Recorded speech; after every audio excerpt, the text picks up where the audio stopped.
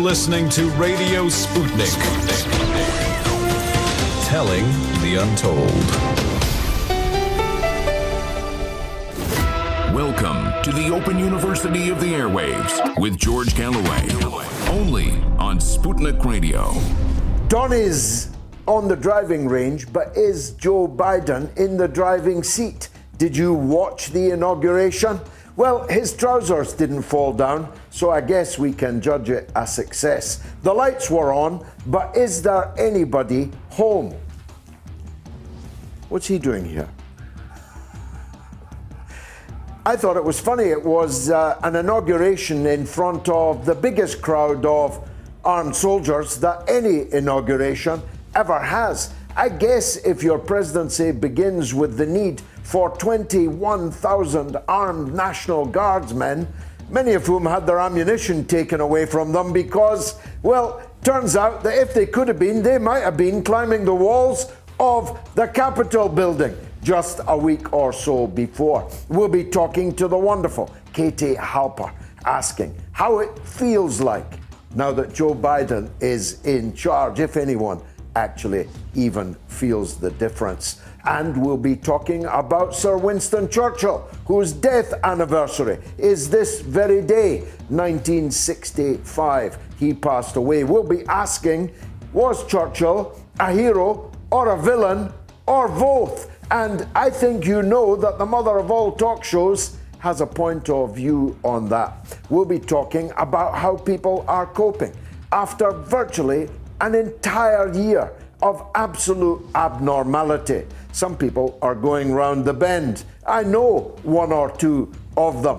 And we'll be talking about the coronavirus, the vaccine, the death rate, the hospitalization rate, how the NHS is buckling in Britain. It's all coming up over the next 3 hours. It's the mother of all talk shows. Radio Sputnik. We speak your language. The mother of all talk shows. The only education you can get for free.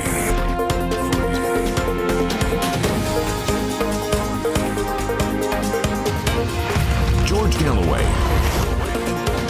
This is Radio Sputnik. And this is London, but coming to you, of course, all over the world, thanks to the wonders of the internet and SputnikNews.com. We are also in crystal clarity in Washington, D.C., where Donald Trump can no longer listen to us on 105.5 FM. We're on AM, though, Donald, right across the United States, from burning city to burning city. We're online all over the world on the aforementioned SputnikNews.com. But if you are one of the more than 500,000 people who every week watch as well as listen to the show, please listen to this. If you're watching on Facebook, please right now share with all of your friends. Share, share, and share again. Because algorithm is always out there.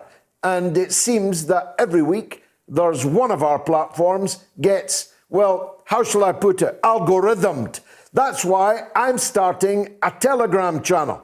You can find me on Telegram if you search t.me/George Galloway. And in the course of this coming week, we're going to be loading that Telegram channel with lots of material. And I need that because, well, algorithm just might go haywire one week and try and close us down.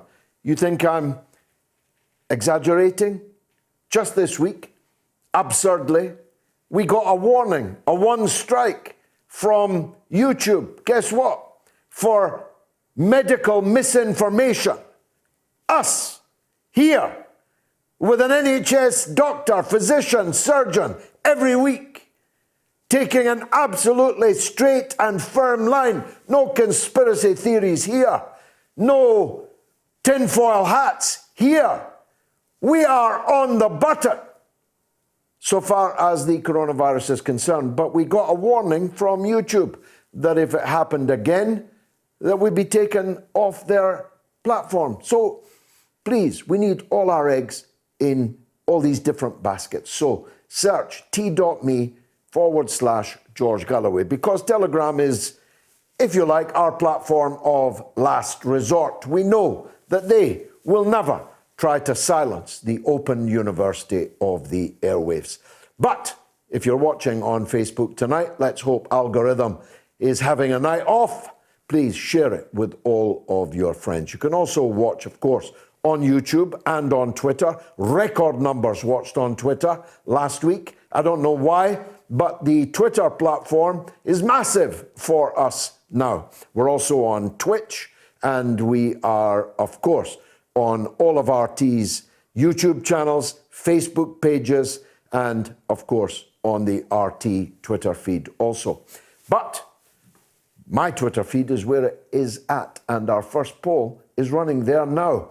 Sir Winston Churchill, was he a hero? Was he a villain? Was he both? Well, Winston Churchill is the only person with a place in both of our Hall of Fame and on our Wall of Shame. He died in 1965 on the 24th of January.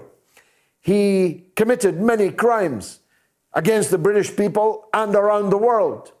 But if it was not for Sir Winston Churchill, I'd be speaking to you tonight in German.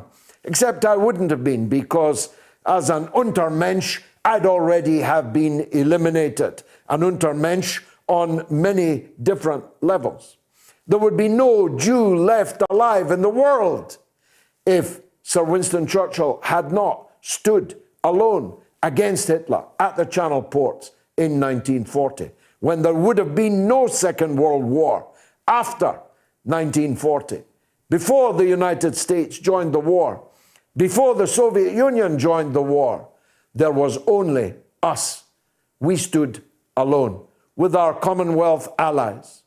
Our Air Force, especially our Air Force, saved us, saved the world, saved the war. And if not for Churchill, we would have capitulated. We would have surrendered. The British cabinet was full of closet Nazis, closet appeasers. Not so closet, actually. Lord Halifax, the Foreign Secretary, was more or less openly proselytizing for a surrender to Hitler in 1940.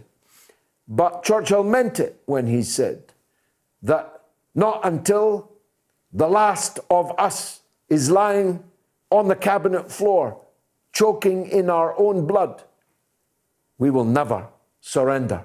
He meant it. And for me, that expiates all of the many sins and crimes that he committed. I know some people find that difficult to accept. But if you were pivotal in saving the world from Hitler fascism, you've got a good shout to be called a hero. You've certainly got an unanswerable shout to be both a hero and a villain. Now, Joe Biden is neither a hero nor a villain, really. Well, if you're going to push me, I'd say he's a villain. But he is the President of the United States. QAnon, who told us that he would never be inaugurated, that he would never enter the White House. Somebody called here last week and said that Joe Biden will never enter the White House. There was going to be sweeping arrests of Democrats. The army were going to rise up and stop the steal. You remember? That's what they'd been saying. It's a good lesson to you.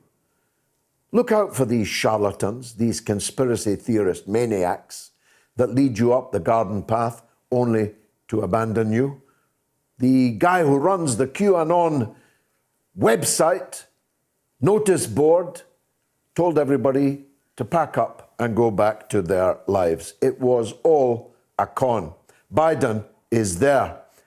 And Donald Trump is on the driving range, practicing his drive, which is remarkably unaffected by those bone spurs that kept him out of the Vietnam War. His supporters keep telling me he was the only president ever not to start a new war. That's absolutely true. But he kept the existing wars burning very brightly indeed. So don't take my antipathy towards Joe Biden as sympathy for Donald Trump. I'm against them both. It's a good position to be in. You should try it. And you should stop thinking in binary terms. That if you're against somebody or something, you're automatically for somebody else or something else.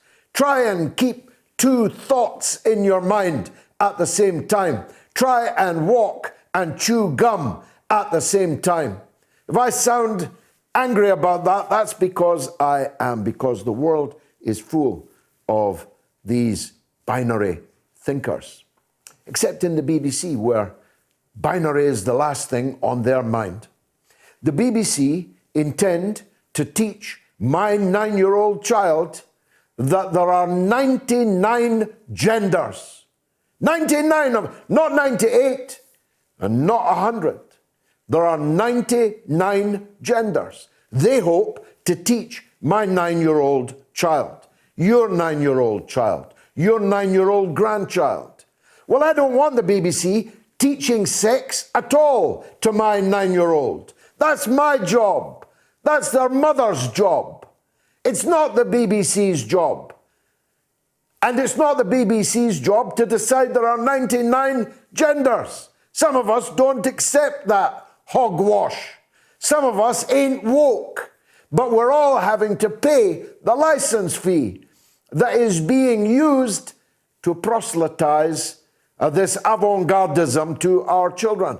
And for me, it's a bridge too far. I fell out of love with the BBC a very, very long time ago, for all manner of reasons. But this, for me, is the end. And so later in the show, I'll be asking for your opinion on what we do with the BBC. Now, I have to use this opening monologue to refer to two friends of mine who are no more. I want to celebrate the life of one of them. Larry King, 87 years old, succumbed to the coronavirus just this week. Yesterday, in fact. Larry King was a friend of mine. I worked with Larry King. He was the smartest and funniest man I have ever worked with. And all of us at RT are extremely proud that he ended his career with us. This is a man who was the king of radio, and then the king of the interview, the king of interview television. Larry King knew every president from the 1950s until the last. We never got to hear what he thought of Joe Biden, but if you watch my interview of Larry King, which is available everywhere, I hope, certainly on YouTube, you get it on my Twitter feed also, you'll discover that whilst he liked Donald Trump before he became president, he sure didn't like the meanness of spirit of President Donald Trump. Larry King was a genius. Larry King was just about the funniest man that ever lived. If you read My Remarkable Journey by Larry King, if you don't laugh out loud on every page, there's something wrong with your funny bone. But Larry King could get to the nub of the question. Politely, non-confrontationally, he got out of his interviewees precisely what the audience wanted to learn, wanted to see and hear. I can't be sad at the death of an 87-year-old man with multiple health problems, because that man did so much. He'll be remembered, at least for those of us in broadcasting, as a mentor, as a role model, forever. Larry King, I salute you. But there was another friend of mine who died this week. He was not so famous. My dear friend Abbas was a police constable with the Greater Manchester Police. He died aged 40, leaving 2 young daughters and, of course, a wife behind him. Abbasuddin was a hero of the Bengali community in Greater Manchester, but more importantly than that, he was a hero to every community. He was a police officer of unusual acuity, political sense, a sense of what was right and what was wrong, a sense that he was there to serve all the people. And when I saw the picture of my friend holding up his young daughter, joy written across both of their faces, and realized that those little girls will never see their father again, and that he died of the coronavirus. He was fit, he was healthy until he caught the coronavirus. And I filled with rage at all these people that over almost an entire year now have been trying to persuade me that the coronavirus doesn't exist. It's only the flu. It's like a bad cold. Actually, it's a hoax. Actually, it's a conspiracy that has been invented by somebody somewhere. They always hint darkly at some great reset, or for the frankly unimaginable purpose of forcing you to wear a mask forever, or of injecting something into you that will allow them to know where you, insignificant that you are, happen to be, even though actually they already know exactly where you are. And for most of you, they have no interest whatsoever in where you are. Call me angry. I'm angry that my young, healthy friend, Police Constable Abbas Uddin, left those two little girls fatherless this week as a result of the coronavirus. We'll be talking, of course, to the Moats medic, Dr. Ranjeet Brar, in the final hour of the show. Look, there's the poll. It's raging now. 49% say Winston Churchill was a hero. 16% say he was a villain. And 35% agree with me that he was both a hero and a villain. Have your say on my Twitter feed right now.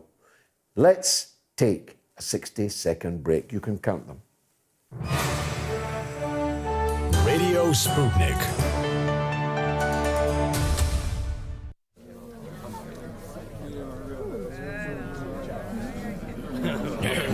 Hello, ministers. Welcome to the government's media training today. Is everybody here? Yes. Incorrect. You must never give a yes or no answer. Understood? I really don't understand what's going on. Sorry, sir. Why can't we answer yes or no? A very, very sensible question. I'm glad that you've asked it, and I can see why you think that, but that's not how we do things at the moment. See, that's how it's done. Who's that I can hear sniffling? Hancock? Glad. Ah, I see you've been practicing. Somebody go and get him someone to blow his nose on. If somebody asks you your opinion, remember, you don't have one. And no matter how simple the question is, never answer yes or no. Got it? Glad.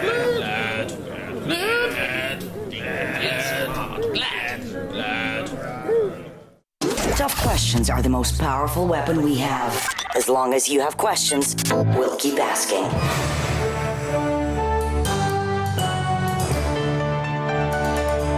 Radio Sputnik. Telling the untold.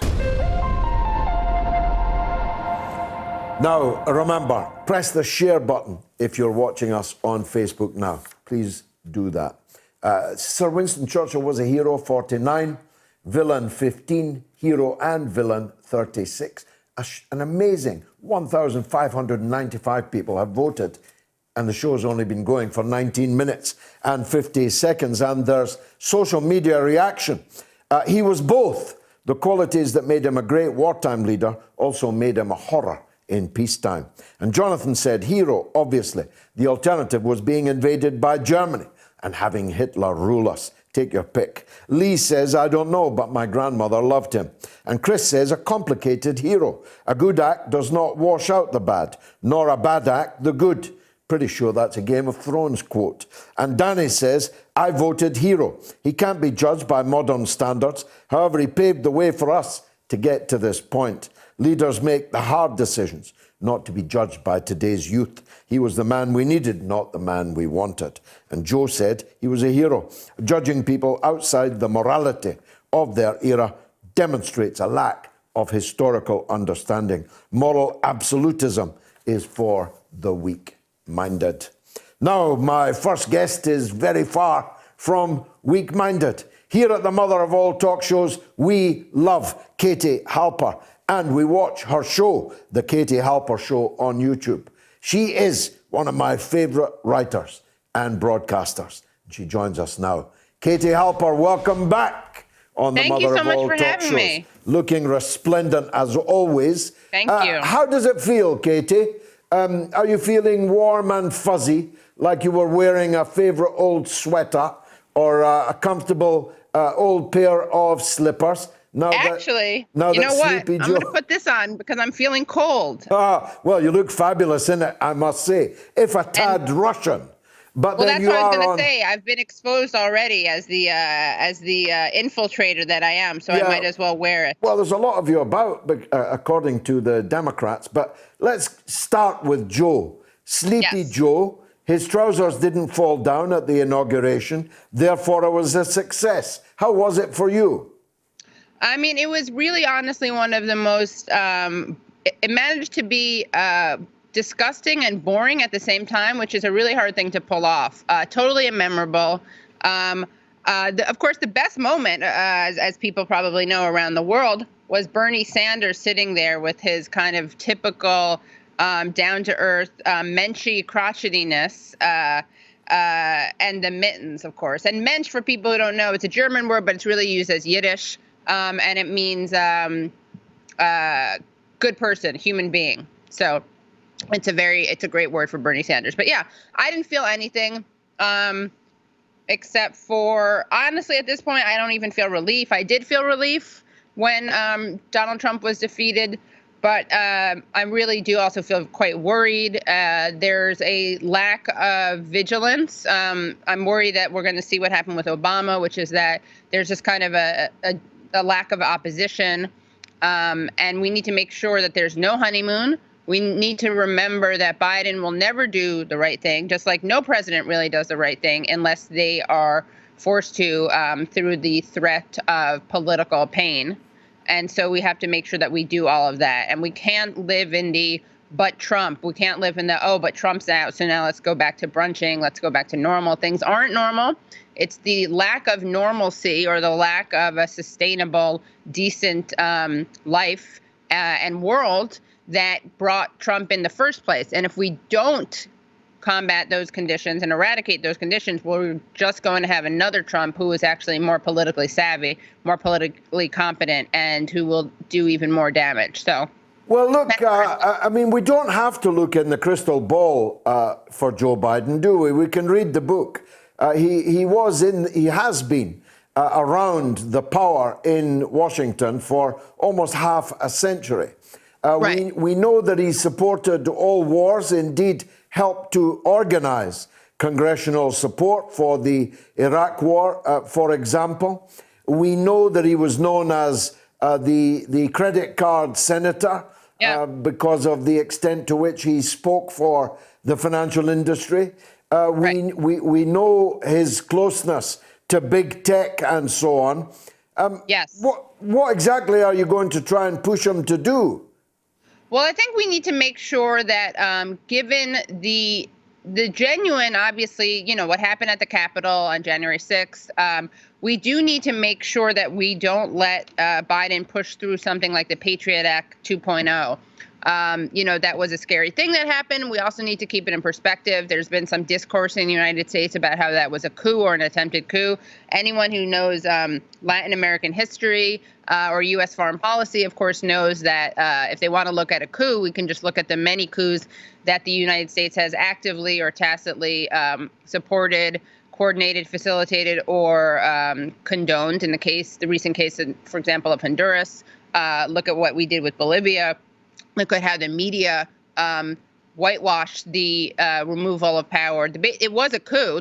They whitewashed the coup of the Christo-fascist coup that was launched in Bolivia against Evo Morales. Luckily, they were able to kick that Christo-fascist government out through the latest elections in Bolivia.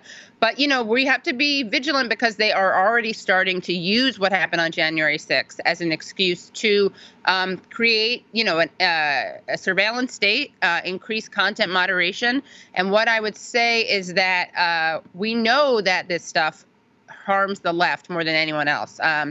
It harms the very victims of white supremacy, these measures. It's not going to be disproportionately targeting the types of people who engaged in the riot on January 6th. So we really do have to be careful about that. Also, there's a major danger of Biden continuing the demonization of China, which is something, of course, Trump did a lot, but that's going to be something that I think Biden is going to have to depart from, and I don't think he will unless there's a lot of pressure from it.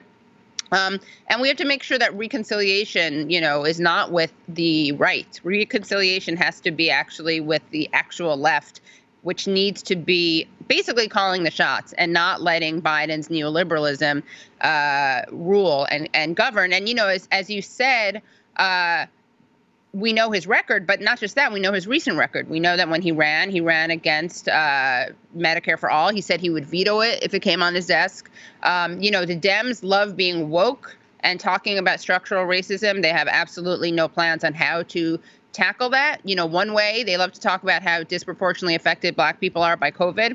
A really great way to deal with that would, of course, be Medicare for All, but they don't do that. All they do is use discourse to show how sensitive they are, and it's very sinister, actually, because what they're doing is just covering for not doing anything about it. I think that there's potential for Biden to be better about COVID, but he's going to absolutely treat it like the international, but emergency that it is, and he needs to do everything in his power he can to expedite the vaccine and take on, Pfizer, which is going to do everything that they can do to use this crisis to their advantage. We already see them trying to get away with giving less vaccine, this thing about a sixth dose, which we can get into another time.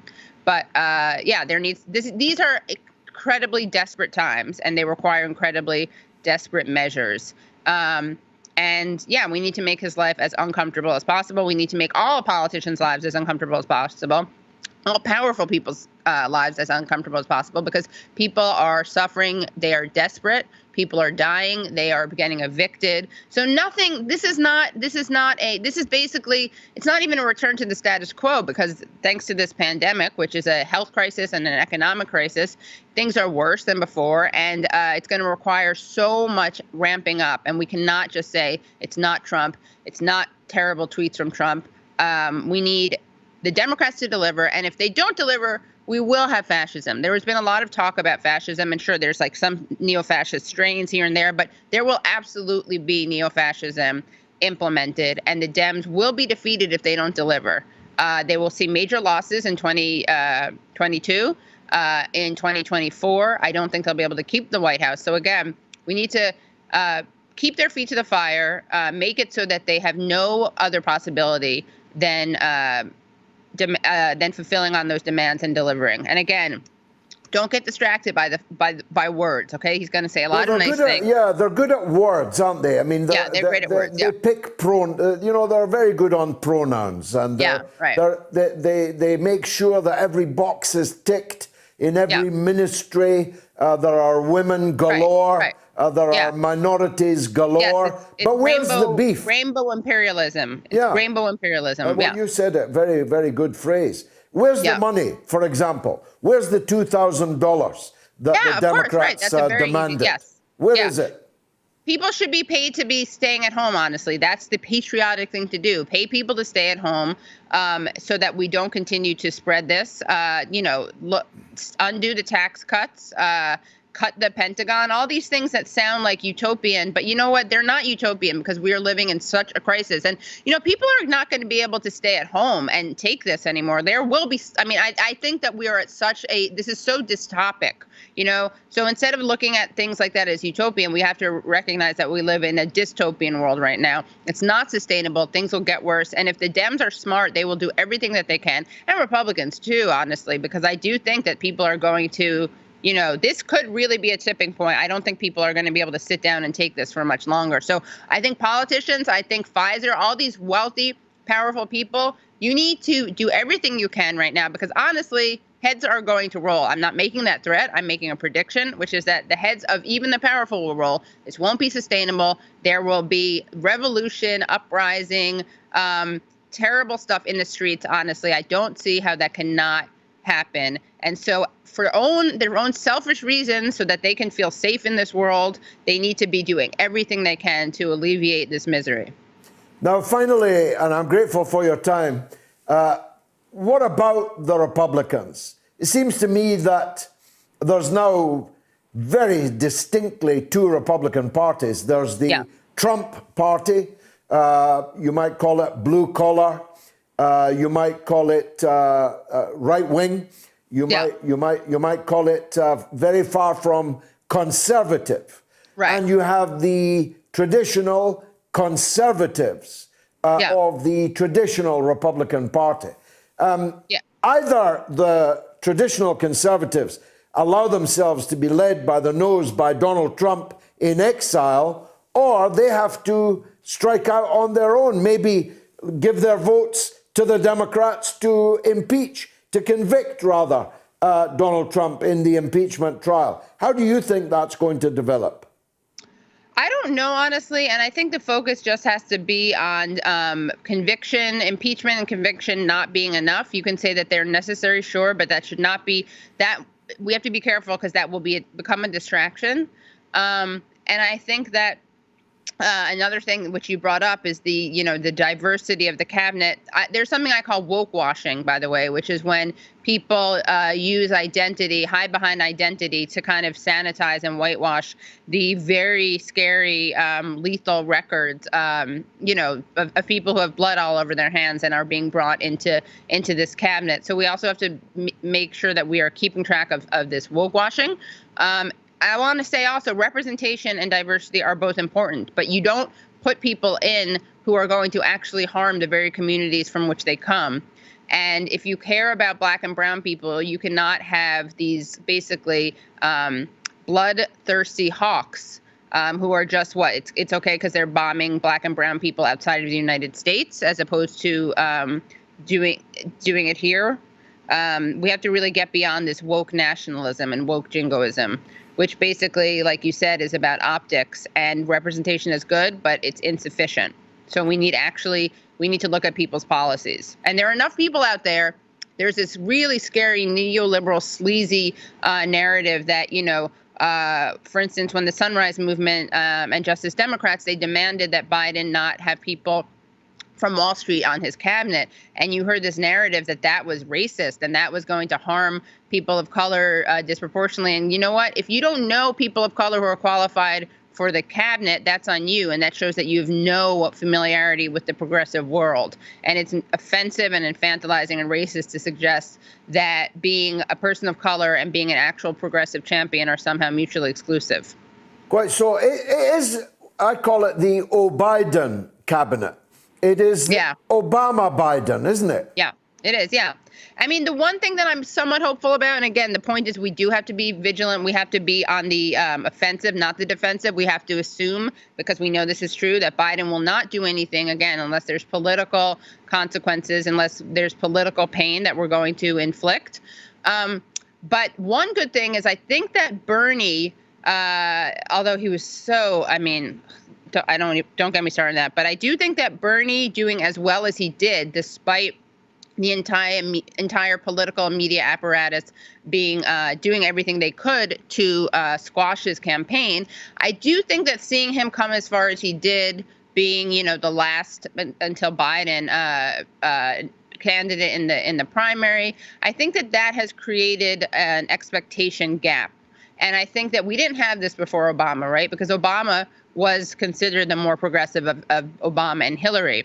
Now we have someone who's in president who is way to the right of someone who really spoke to a lot of people and who changed the discourse and shifted. It's not so much that he shifted the Overton window, it's that he shifted, he shed light on how much more radical, how much more mainstream actually these allegedly radical policies are. So he gave voice to the fact that Medicare for all, increased minimum wage, these things that political elites and media elites either think or probably know are either think are too radical, but I suspect what it is that they know they're not radical, so they have to work overtime to pretend that they are, so that they're not held accountable to actually delivering on them. But I do think that there's some potential upside from that. People saw how well Bernie did. He almost made it. I think people really do know that another world is possible, that outrage is the norm, that we should be outraged, and that the status quo is not acceptable. And there's nothing normal about it. Actually, the radical thing is the status quo. The status quo is radical and scary, unsustainable. And we should be doing everything we can to challenge it. So I'm really hoping that people will lean into that energy, the Bernie Sanders energy, the Bernie Sanders wing of the party, push people to do the right thing. And again, fine, Trump is gone. That doesn't mean Trumpism is gone. And the way you get rid of Trumpism is you provide an alternative and you show that there are people out there responding to people's needs. And if the Democrats don't do that, I guarantee that is when you will see more Trumps, and they will have nowhere else to go, or they will feel like they have nowhere else to go. But to those cynical people who don't actually care about working people, but do speak like they do, and do also speak to people's genuine and totally legitimate anger and redirect it in the wrong direction. And again, with Bernie and Trump, you had two people who actually spoke to people's anger. They understood it, and then they diagnosed it differently. And Bernie, of course, said, blame inequality, blame greed. We need to have Medicare for all, right? And don't scapegoat people who are, my Black and Latino and Native American brothers and sisters, right? As he would say, don't scapegoat them. We're united. We're stronger. And then you had Donald Trump saying, yeah, you're angry, you should be, and blame Mexicans and Muslims. And honestly, if we don't have someone saying, or the Democrats saying and acting like they understand and actually understanding that people should be angry, if they don't tell them to blame, evil, big pharma, big tech, big ag, and if they don't challenge those things, then people who are angry will have nowhere else to go. Yeah. No, except for the right. The Democrat position will be, don't be angry. You shouldn't be angry. Look at us. Yeah. We are look at all us. Love singing, Trump's hate. all singing Kumbaya. Katie Halper, thanks for joining Thanks us so much. on the mother Thanks for having me of on. all talk shows. Much appreciated. Sir Winston Churchill was a hero, 49%. A villain, 14%. A hero and a villain, 37%. Nearly 2,000 of you have voted so far. You can get your vote in on my Twitter feed. Let's take a call from Dale in Surrey, in England. Go ahead, Dale. Oh, hi, George. Thanks for having me back on the show. Welcome. First of all, also thanks for your comment on Twitter, because I built those snowmen, the family of snowmen, so I'm glad you like that. Oh, very good. Yeah. Thank you. Just wanted to say, because both of us know that Biden doesn't really have the mental faculty to serve for another 4 years as president. No. So I was just wondering how long. I give him less than a year, to be honest. Less than a year. Yeah, I mean, they would prefer it if he lasted 2, because then Kamala Harris would be able effectively to serve 2.5 terms as president. But if she takes over before 2 years, then that will be counted as her first term. So they'd prefer it longer, but I don't see how he survives for more than a year. I think his cognitive ability is embarrassing, and it's going to get more and more embarrassing. And isn't there something in law? I mean, you probably know about this. I mean, she got less than 1% of the vote, so could she still theoretically become president of the United States? Yeah, it's unbelievable. It's truly unbelievable. She tried to be the presidential candidate. Less than 1% of the Democrats voted for her. She said in the debates that she believed the woman who claimed that Joe Biden had raped her. She's now the vice president to the man she thought was a rapist. And if I was Joe Biden, I wouldn't let her push my bath chair, put it that way. Yeah, as you say, you couldn't make it up. What do you think about Sanders? I mean, his own policy is being implemented because he's now head of the Senate Budget Committee. So do you think he could, or Biden, just water it down? I don't. I mean, Katie obviously still has faith and hope in Bernie Sanders, but I have none. Right. Yeah, he does seem like he's become a bit of a career politician now. And no, I wouldn't go that far, but he doesn't have the right stuff. He's not prepared to go all the way, in which case he's a failure. I see him as a failure. Well, do you think he could serve again potentially in 4 years? I mean, run as president? I doubt it. I think he's shot his bolt, actually. I think he's shot his bolt. Thanks very much, Dale, for that call. Now, we've got a woman coming up who's very, very impressive indeed. Jade Thomas will be talking to us about the lockdown and about the impact, the attrition, actually, over a whole year that has created in our society for the coronavirus generation. This is a year, has been a year that will never be forgotten. Our children will never forget that they lost more or less a year of school. God knows when they'll be back to it. The parents will never forget it. The families of the victims will never forget it. There's a whole lot of depression going around. Jade Thomas will tell us about that shortly. But speaking of shortly, I did a short for RT this week on Donald Trump leaving the White House. Here it is. It's all over, bar the shelling. Plain Donald Trump is no longer in the White House. Of course, the shelling will go on under President Biden, but the American bombers will have rainbow flags on their tail fins. And everyone thus bombed will be addressed with the proper pronouns. Because the business of the United States is business, and the business of business is imperial power when you are in late American capitalism. The economic fundamentals of the United States have been left entirely in ruins, and Joe Biden ain't no FDR. He has no plan to change anything very much. Indeed, he said so exactly himself. If you elect me, nothing much will change. It's not exactly a ringing election promise, is it? Now, Donald Trump, as he governed, left, having flattered only to deceive. He let us all hope that Julian Assange might this very week be walking free of Belmarsh prison, having been pardoned by the outgoing president, but instead he pardoned the swamp rather than the man who'd shone such a powerful light on the swamp. Speaking of the swamp, looking at the inauguration of Joe Biden, it was like Jeffrey Epstein's address book coming to life. There they all were, a roll call of the rogues of the last decades. And of course, Donald Trump changed nothing fundamentally. Just as he let down Julian Assange, he let down the American workers whose jobs he promised to bring back. He let down the American soldiers who he said he would bring back from endless, pointless foreign wars. His supporters say, well, he didn't start any new wars. Well, that's true, but he sure made the existing wars burn fiercely throughout the 4 years of his presidency. There have been no troops coming back from the theatres of war, but there has been a massive military build-up of American forces in the Persian Gulf, and it cannot in any way be guaranteed that war between the US and Iran will not break out.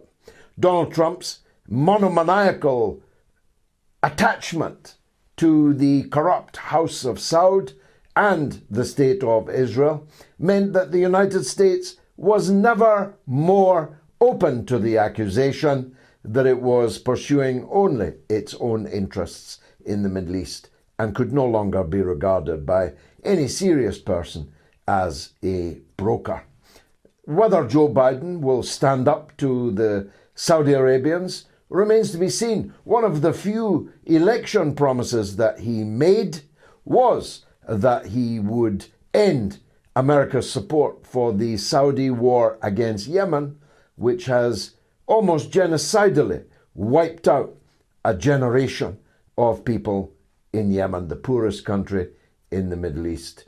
And the endless concessions to Mr. Netanyahu might now end because Mr. Netanyahu might no longer be there, just like Donald Trump. So what now for Donald Trump? Well, Nicola Sturgeon, the First Minister of Scotland, has warned him not to dare come back to Scotland. Although he has £1 billion invested in the country at 2 golf courses and hotels and leisure complexes, I do hope he doesn't decide to close them and throw all those people out of work. He's not even welcome in Florida. His neighbours have got up a petition, a legal petition, to stop him living in the big house that became the Southern White House. But I'm sure he'll be all right. I don't believe that Joe Biden will pursue him legally because that would be contradicting the pledge that he made to try and bring America together. 50 million Americans still believe that Joe Biden stole the election from Donald Trump. Putting handcuffs on the big orange man and taking him off to Sing Sing certainly wouldn't quieten them down. Joe Biden is in office. The question is he in power? Or is that Kamala Harris, the cavernous uncertainty of Kamala Harris? Is she the one that's really in power? We'll soon see. Have something to say? Do you disagree with George? Then call us now and give us your view. Thousands are voting on our Twitter poll. Sir Winston Churchill, was he a hero, a villain, or both a hero and a villain? Get your vote in now on my Twitter feed. Why don't you? That's at George Galloway. Now, I think everyone knows that this has been a very depressing year. We've tried our best to lighten the spirits of people, to energize people here on the Mother of All talk shows, and indeed in my other work as a broadcaster and a writer. I've tried to caution against despair, because despair is the enemy of any progress, but it's been difficult. And everyone knows that with the schools closed, our children are losing something that it might not be easy or even possible for them entirely to recover. I think we all know that our children are missing their friends. They're missing the socialization with other children of their age. I suppose a shortcut to what I'm saying is that our children are becoming rather difficult to handle. Mine are anyway. I don't know about you. Homeschooling gets more difficult, not less difficult, at least in my house. It's also the case that many people are extremely depressed, stuck in their home, unable to see their friends or even family, not easily able to go out. When they go out, they have to wear a mask and keep their distance from people. They feel guilty about being out because all of the state is telling them to stay at home. There are more people committing suicide and acts of self-harm. And of course, poverty stalks the land. Those millions who've not received any support from the state in the course of the last 12 months, those who are receiving only a portion of what they would normally have earned, those who have already lost their jobs, and those who are pretty certain that they will lose their jobs as soon as government support to their employer and indeed to them comes to an end. So it's very important that we calibrate the damage that this is all doing correctly, and that, even more importantly, we try to discover ways that we can use to get out of the trough we are in.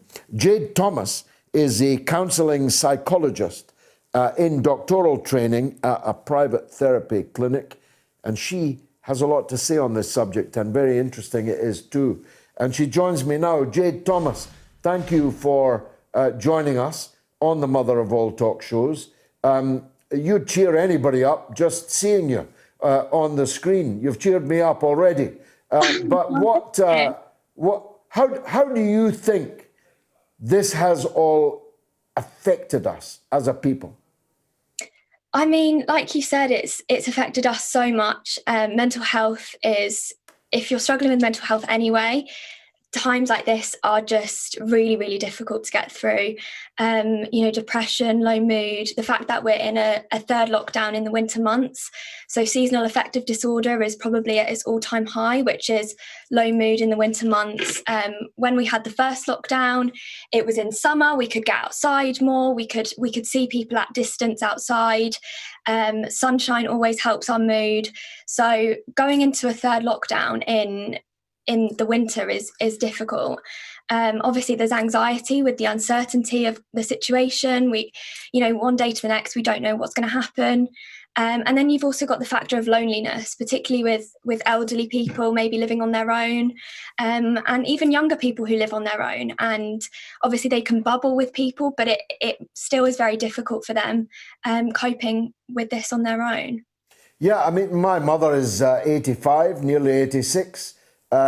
She has spent much of this year entirely alone in the house, unable to receive visitors. My sister leaving her groceries on the doorstep and waving to her through the window and so on. She doesn't say that she's depressed, but she'd need to be made of iron not to be. And there's millions of people like her. Yeah, exactly. And it's hard to tell whether you're feeling depressed or if you're just having a down day. I know I have down days. We all have down days. Particularly elderly people who are living on their own, who are perhaps used to carers that come in and see them, and they now don't have that. They're stripped of that. And also people who are used to having lots of social communication with different people, whether they're going to work and seeing people or going to university and school and seeing people. And it's really difficult if you're living on your own. Yeah, and single people. I mean, single people used to think they had it made. They could go out every night of the week. They could go on dating apps and all the rest of it. But it's married people like me with a beautiful wife who've knocked it off actually over the last 12 months. Single people must be going up the wall with the lack of romance, let me put it that way. Yeah. I mean, dating in this time is quite difficult because it's new, and so relationships as well. If you're in a relationship, that can be just as hard. So you've got both situations that can be difficult in this situation, and emotions can be even more heightened as well in these situations. And if you are single, you might feel like you want a relationship even more because you have that factor of loneliness, or you have the factor of low mood, so you almost want someone there, or the factor of anxiety as well, that you want someone there to relieve that anxiety. So yeah, it can be really difficult if you're single or in relationship. And even some of those in relationships are facing a completely changed picture. I mean, in their relationship before, one or both of them went out to work. There was time away from each other, and now everyone is together all the time. Have you got any sense that marriages, for example, are under strain? I think it's very dependent on the situation, and it's very, very dependent on the people in that relationship. Some people, it's maybe made their relationship being together all the time. They might have not had that time to be able to be together and that quality time. So it's maybe, really enhanced their relationship. But at the same time, there might also be that factor of they're almost getting on each other's nerves. So I think if you're in that situation, it's it's difficult to say what you think is best, but I think putting your own well-being first. If you're feeling unhappy, then you need to address that within yourself. But if you're enjoying the fact that you're both at home, then that's great as well. Netflix, of course, has had a dramatic uptick. We've all seen a lot more movies than we might have done in a normal year. Tell us what you think people watching and listening tonight should be doing as we face now. It's now obvious we're going to be in this situation for at least another 3 months, maybe 4, but perhaps as long as September before we're back to normal. What should people be doing? I think it's really important to stay in touch with your loved ones as best as you can. Really take advantage of the fact that we have amazing technology these days. So you can use FaceTime, Zoom, Skype, even if it's just sending video messages or voice messages to get that personalization rather than, a text message can sometimes be really impersonal. So staying in touch with loved ones, I think, would be really key. I think also staying up to date with news as best as you can, because it helps to keep yourself feeling prepared. You almost know what's coming. You can stay prepared, but at the same time, I would also say limit the amount of media coverage you do consume, because if you're consuming it all day, every day, it's on the news from 6 a.m. till 10 o'clock at night. It's constantly giving us reminders, and there's a death toll going up and up and up. So I think also, on the other hand, limit as much media coverage as you do consume, because that can also increase your anxiety. So I would say just stay up to date with the key information, but I wouldn't get too consumed in it and reading everything and on social media and everything like that. And I think in terms of trying to keep your mind occupied, find something that you can really use this time effectively to do. You can keep your mind as occupied as possible, whether that's taking up a new hobby or learning something as best as you can at home. Then I think that's a really good time, and you're kind of changing your mindset that you're using the time effectively rather than just kind of sat waiting for something else to happen. So that would be my key advice for going into the third lockdown for the foreseeable future. Yeah, you think it's a good idea, for example, try and learn a new language, learn to play the piano, try and do something that you haven't done before that you've long thought you might like to do. This is an opportunity for that, isn't it? Yeah, exactly. It's an opportunity that you've almost been, if you kind of look at it as you've been given the opportunity of time. So something that you don't have the time to do, maybe try and focus on that. But also it's very important to not put too much pressure on yourself. It's not the end of the world if you don't come out of the lockdown, of this situation, and you've learned a new language. That's absolutely fine. It's, knowing what you're capable of and what would make you happy, and just keeping an eye on your own mental health and your own well-being is really important. Me, I've become expert at home improvements. My DIY skills have developed exponentially. Jade Thomas, thank you very much for joining us on the Mother of All Talk Shows. Don't forget to vote on the poll about Winston Churchill. And after the news, let me tell you that I have Professor Alan Sked, who's no mean professor. He's the father of Brexit. He's the man that was the leader of UKIP, the founder of UKIP. He's the man to blame or thank for the fact that we're no longer in the European Union. But he's also, as a historian, a professor emeritus, an expert on Winston Churchill. And we're going to have a good debate on that.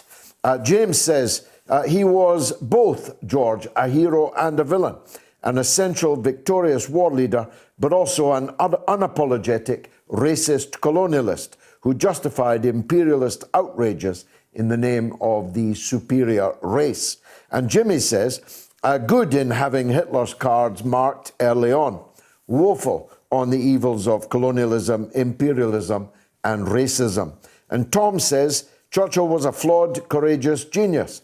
By the age of 25, he'd fought in 4 wars, had 5 books published, escaped from a South African military prison, and been elected to Parliament. Most of the smears we hear about him are either context-free or based on selective quotation. And Anthony says it shows how twisted the world is where someone who kills 1 million people is seen as a hero. Do tell us what you mean on that, Anthony. Give us a call when we turn to that subject. And Xander says, if the modern liberals hate him, then he's a hero for me. And Jim says he was a villain.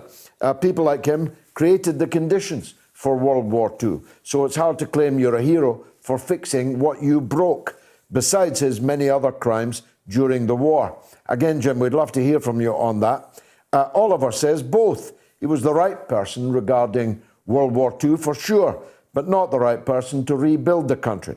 But the people recognised that. 2 very different things.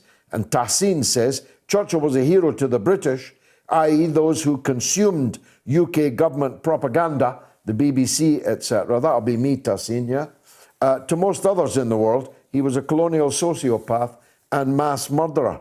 Do come on and tell us why you say that, Tahsin. And Imogen says Biden has a close relationship with money. Whoever is on the other end of the money doesn't matter. And Jeff says Joe Biden will build bridges and not walls. Paris Accord, done. WTO, done. BLM, done. NATO, done. Give him a chance. In what way are those things done, Jeff? Do call us and explain. And Sam says Biden has dementia and is a puppet. The Democrats will drag the US into more economic turmoil. Kamala will assume the role in the near future. Fauci at the helm with free rein.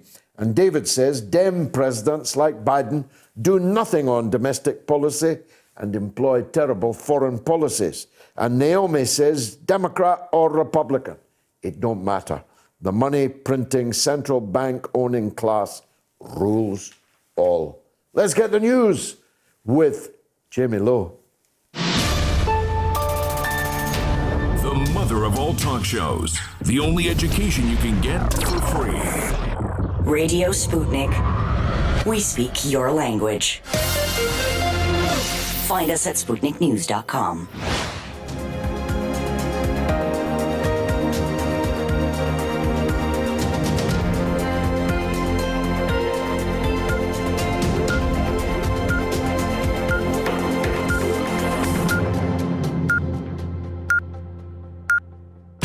Radio Sputnik News.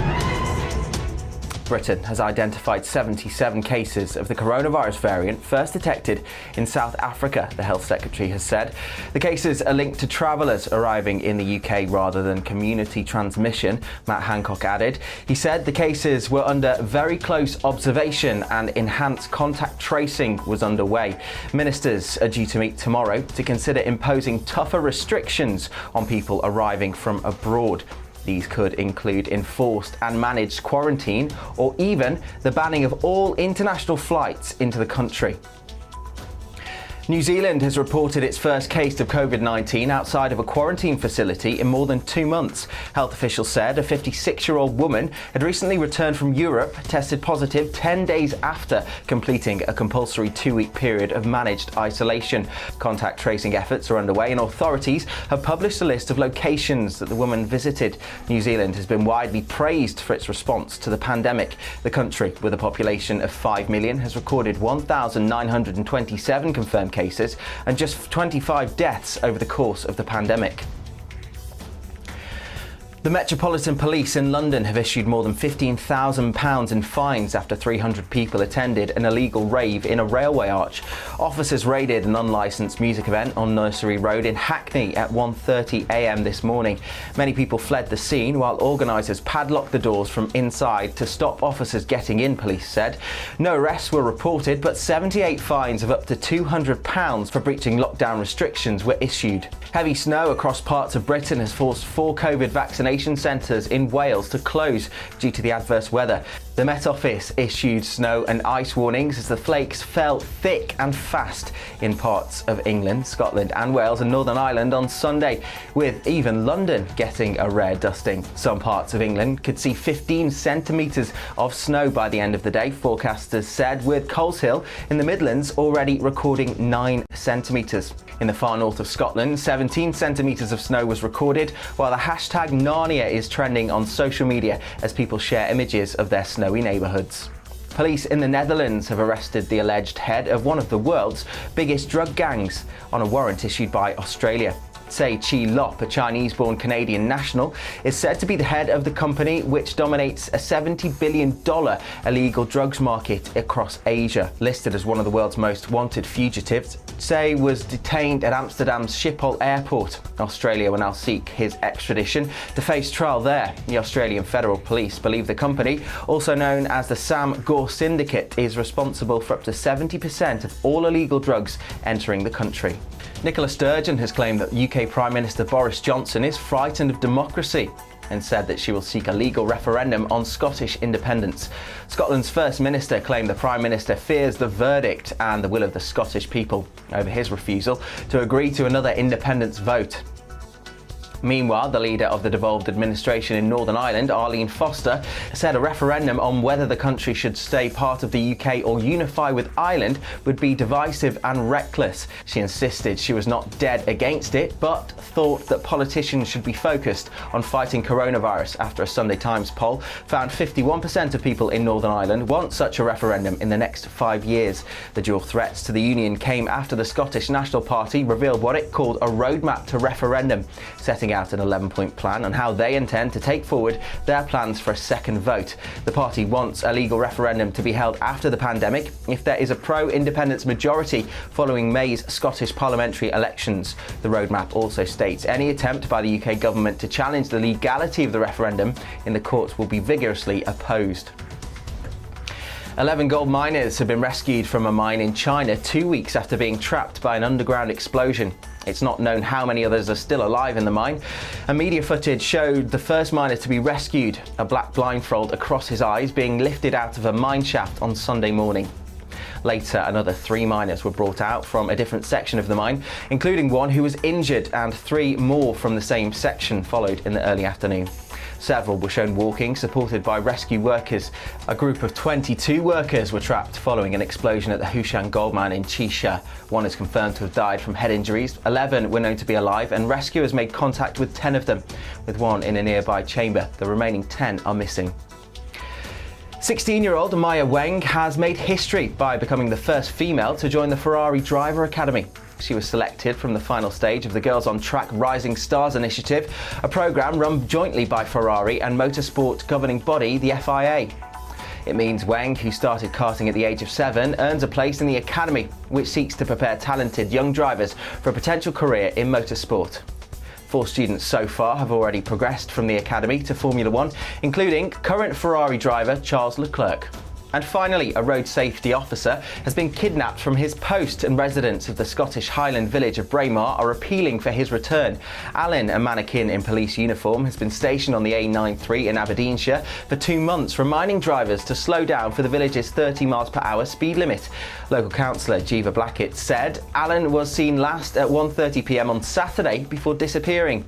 In a Facebook post, she wrote, Alan took great pride in his role of reminding people driving in Braemar from Glenshee on the A93 that they were in a 30 mph speed limit. Children, elderly folk and red squirrels are all at risk if people forget. Now he is gone, and not of his own volition. Someone has taken him. Have you seen Alan? So far, the villagers have not yet clubbed together for a reward for Alan's safe return. And that's the latest here on Sputnik News. I'm Jamie Lowe.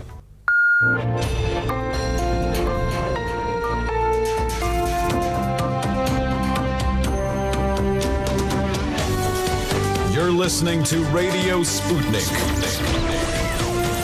Telling the untold.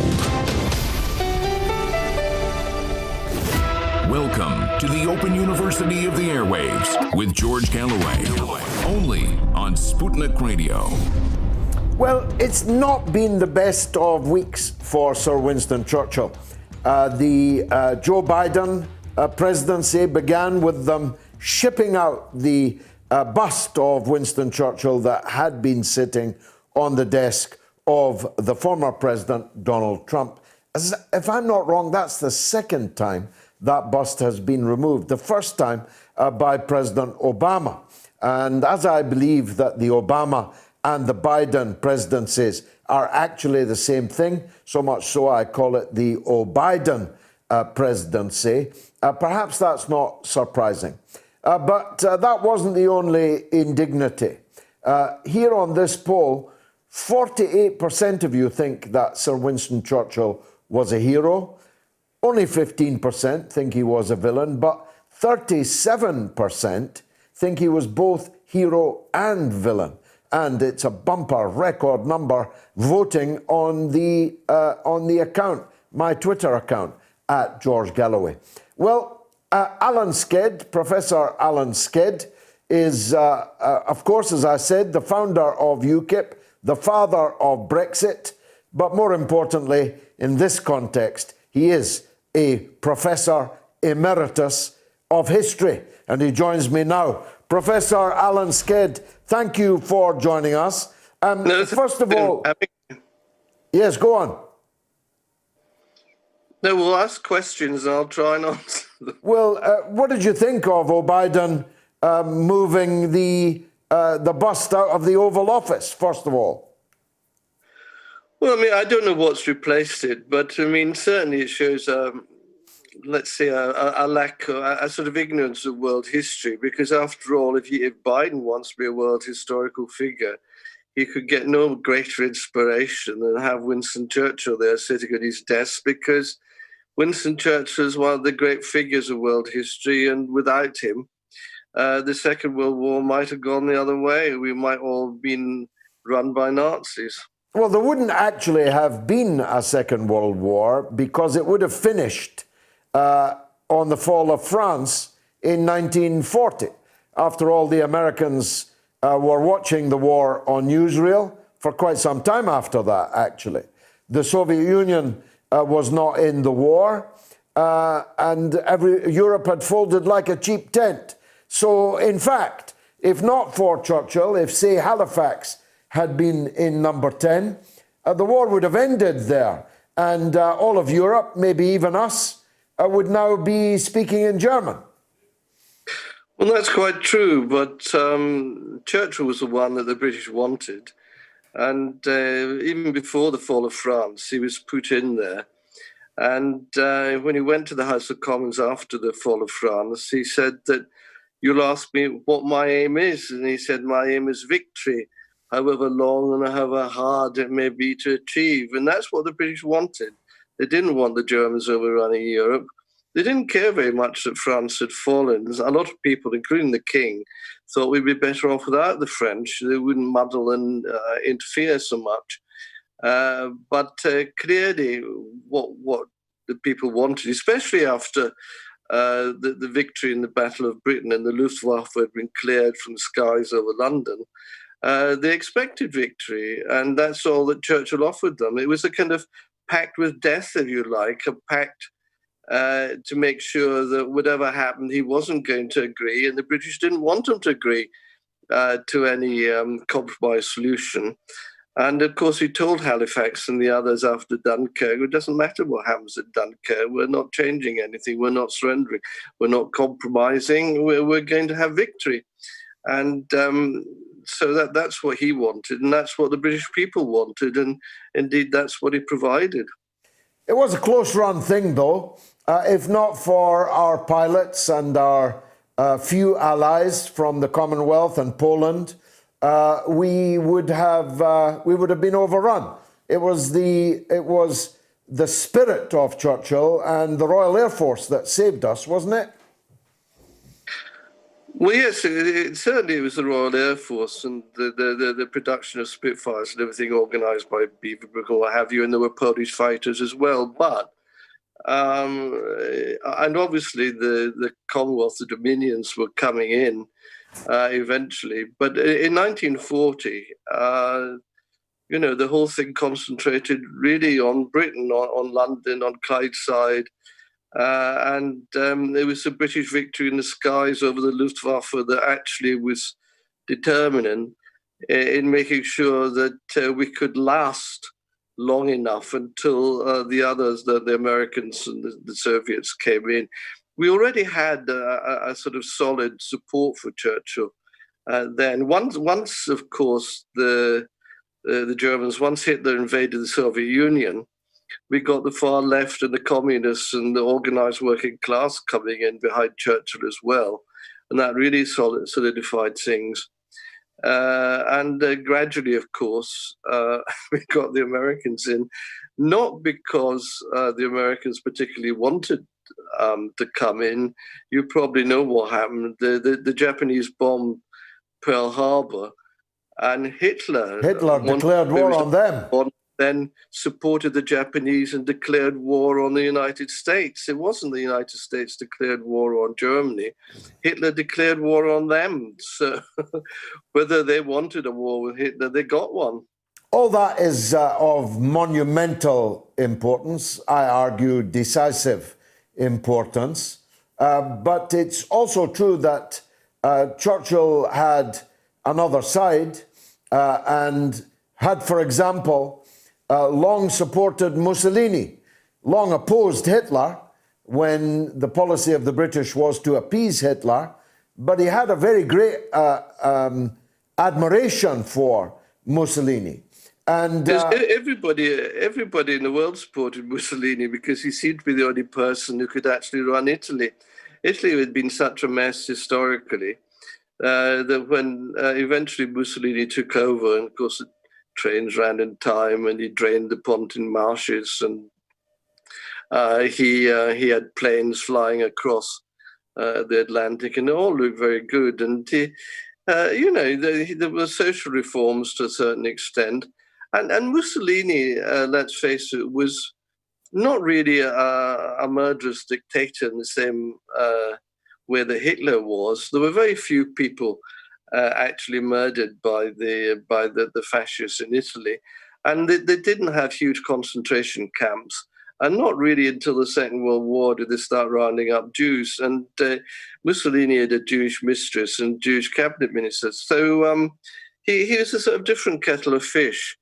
And of course, he was suave, and he had been a previous communist and a previous leader of the Italian Socialist Party. So he had a different kind of reputation from Hitler. He wasn't seen as so nasty. The Abyssinians would take issue with that. He murdered a lot of them. And as you say, he eventually murdered a lot of Jews. He'd been in office, he'd been in power since 1922. So that was 13 years in which he seemed relatively benign. He didn't have any mad foreign policy adventures until 1935. Now, of course, Churchill's reputation suffers also from his role in the Bengal famine, in which 1 million people or more died, and this is blamed. That was blamed on him. Churchill. This is blamed on him. What's your answer to that? Oh, nothing to do with Churchill. I can read to you. I was looking at the documents from the cabinet meeting. This is when he hears of the famine. Let me just read out to you. He writes to Wavell immediately. The hard pressures of world war have for the first time for many years brought conditions of scarcity verging on some localities into actual famine upon India. And then he goes on, this is to Wavell, the Viceroy of India, every effort must be made, even by the diversion of shipping urgently needed for war purposes. Every effort must be made, even by the diversion of shipping urgently needed for war purposes, to deal with local shortages.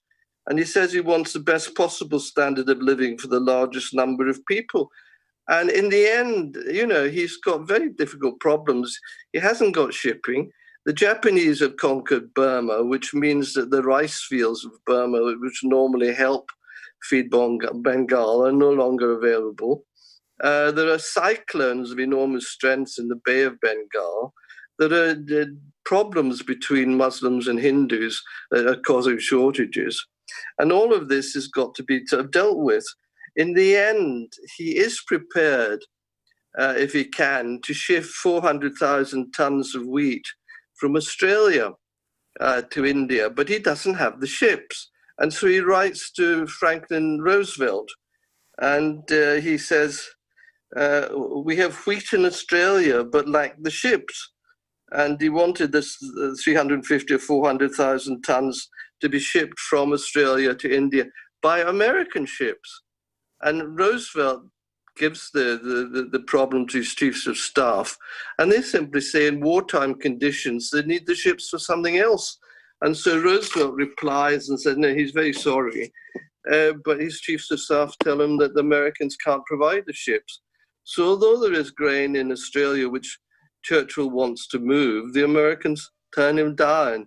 And meanwhile, he's been trying to get grain from elsewhere, and he's got all sorts of other demands on him. The Italians say they're starving and they want to be fed. There are things, people in the Balkans who need feeding, and there's only a limited amount of grain. But he's got grain in Australia, but he can't get it to India. He's trying.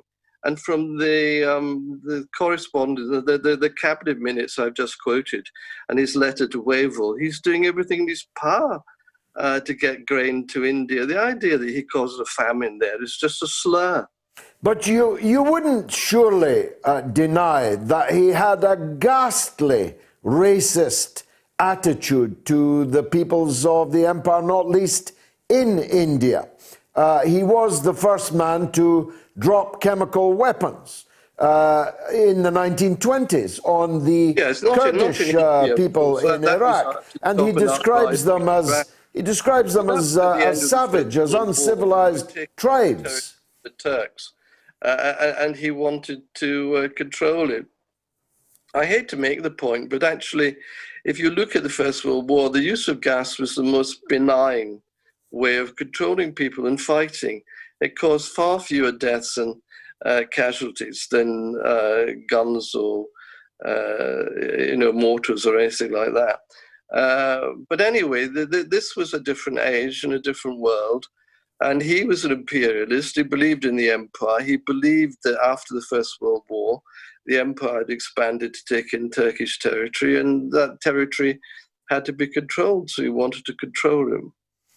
Yes, but he said he couldn't understand the outrage in the House at dropping chemical weapons on uncivilized tribes.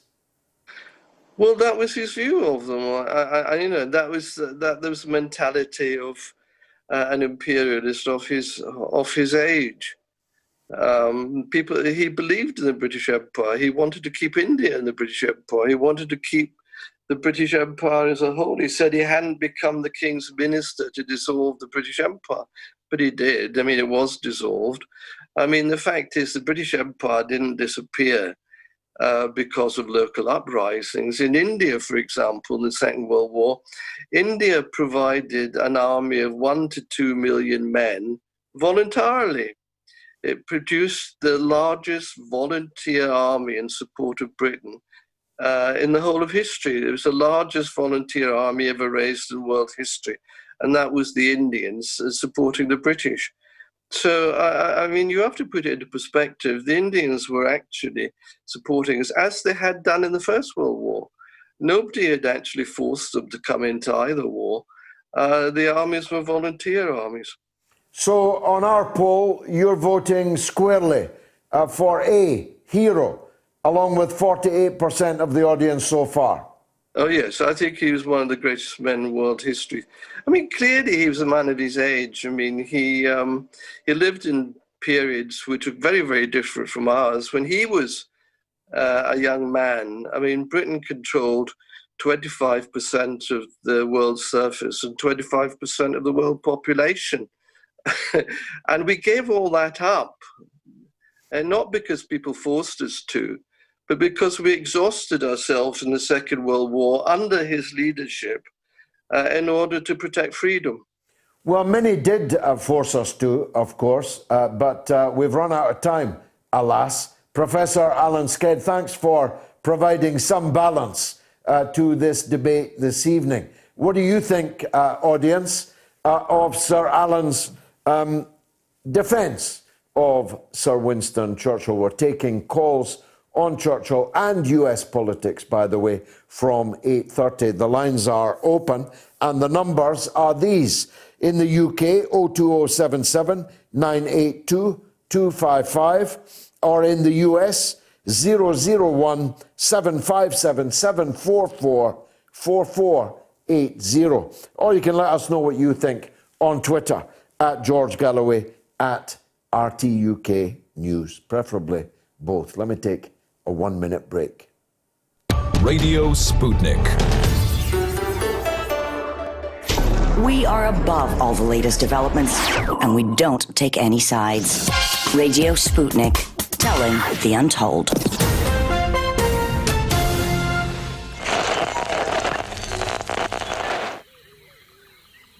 The airwaves. This savannah is a rigid dichotomy of fact and fiction. As vicious as the Twitter sphere, where the slightest misjudgment can spell being cancelled.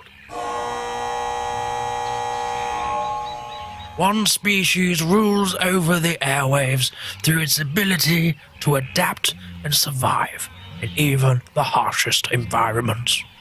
The George Galloway.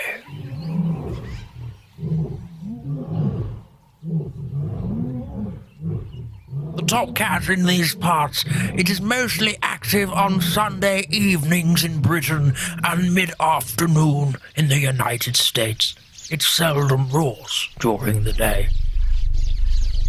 Most notable for its wide variety of headdress, it protects these parts from the mainstream media. You can catch this fine specimen on the mother of all talk shows.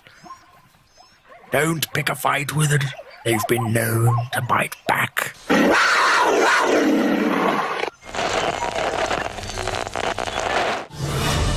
You're listening to Radio Sputnik.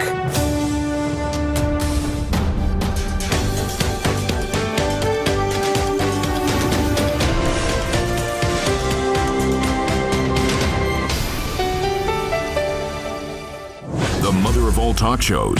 Join our faculty of legends, contributors, and callers. Everyone is welcome. Tell us what you think about Winston Churchill and Donald Trump and Joe Biden, for that matter. 02077 982 255 if you're in the UK. If you're in the US, 001 757 744 4480. Social media is going wild on the subject, on both sides actually. Pete says, I heard Churchill's bust was only on loan for the duration of Trump's presidency. Not true.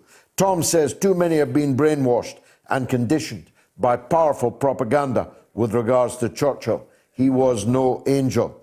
And James says Churchill was a drunk. He was intoxicated throughout WW2. The military ran the whole show.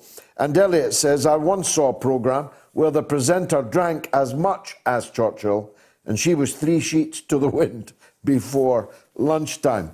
And on the lockdown issues, Deborah says, my son loves being at home.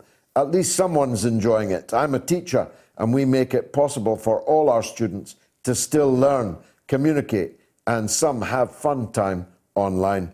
And Sam says, make sure the kids get lots of activity and exercise. It helps them from going wild. And Elizabeth says, people young and old need personal interaction. We weren't created to live on screens. And Lucy says, the elderly generation don't tell us how they are really feeling. They keep things to themselves. We need to remember to check in on our grandparents and parents. Now, this is the bit where I look back at the 7 days in our history that we are now living through, the effects of which can still be felt today. This is the week. It was actually on this day in 1961 that the Hollywood screen star Marilyn Monroe divorced her husband, the playwright Arthur Miller, after less than 5 years of marriage. 4 years later on this day, in 1965, Sir Winston Churchill died at the age of 90. with his wife, Lady Clementine, and other members of the family at his bedside. In 1984, not at all horrendous for some, Apple unveiled its then revolutionary Macintosh personal computer, built in a garage. Apple is now, of course, the biggest company in the whole world. This was the week in 1971 that General Idi Amin seized power in Uganda, while President Milton Obote was away on a foreign visit. Troops sealed off Entebbe Airport. But in 1979, after expelling Ugandan Asians, many of whom came to Britain, Amin was himself toppled by Ugandan rebels and Tanzanian troops. He fled the country and spent his last years in exile in Saudi Arabia. Where else? Where he died in August 2003.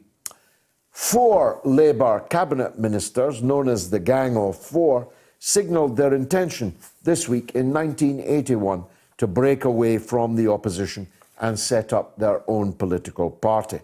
Shirley Williams, Roy Jenkins, William Rogers, and David Owen called a news conference at Owen's home in Limehouse, East London, to unveil plans for setting up a Council for Social Democracy. It was later called the SDP, the Social Democratic Party. It crashed and burned. Now, if you're watching Moats on TV, then this was the week in 1926 that kicked it all off. Television, that is, not Moats. I'm not that old.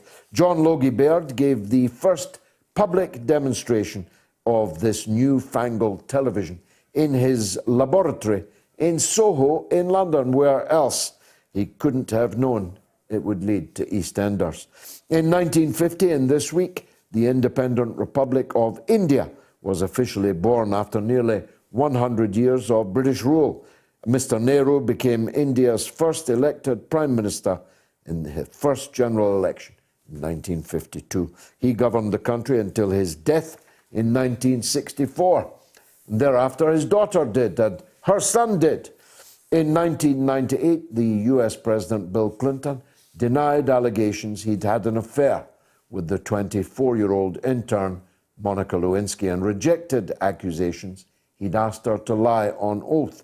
He memorably said, "I did not have sexual relations with that woman, Miss Lewinsky." Oh, but you did, Bill. A massive earthquake struck Western India and parts of Pakistan this week in 2001. The death toll in the Gujarat earthquake eventually rose to 25,000, and 1 million people were left homeless. It was on the 27th of January in 1944 that a successful Soviet offensive drove German troops away from Leningrad, which had been besieged since September 1941. And in this week in 1945, the Soviet Red Army liberated the Nazis' biggest concentration camp at Auschwitz in southwestern Poland. Nearly 3,000 survivors of various nationalities were questioned, and on the basis of their evidence, it was estimated that 4 million people had died there between 1941 and early 1945. 4 million people had died there. Elvis Presley released his first million-selling single, Heartbreak Hotel, this week in 1956, and it was this week in 1986 that the American Space Shuttle Challenger exploded, killing all 7 astronauts on board. The 5 men and 2 women, including the first teacher in space, were just over a minute into their flight from Cape Canaveral in Florida when the Challenger blew up in front of watching relatives and millions around the world. On television, Dr. Strangelove, the peerless, magnificent film directed by Stanley Kubrick and starring Peter Sellers and George C. Scott, premiered this week in 1964. If you haven't seen that film, you really must. And finally, in what became known as Bloody Sunday, in 1972, British troops opened fire on a crowd of unarmed demonstrators in the Bogside district of Derry. In killing 13 civilians, 1 more died later. 17 more people, including 1 woman, were injured by the gunfire. An inquiry headed by Lord Widgery exonerated the army, of course. It said that their firing had bordered on the reckless, but said the troops had been fired upon first, and some of their victims had been armed. This was, of course, a lie.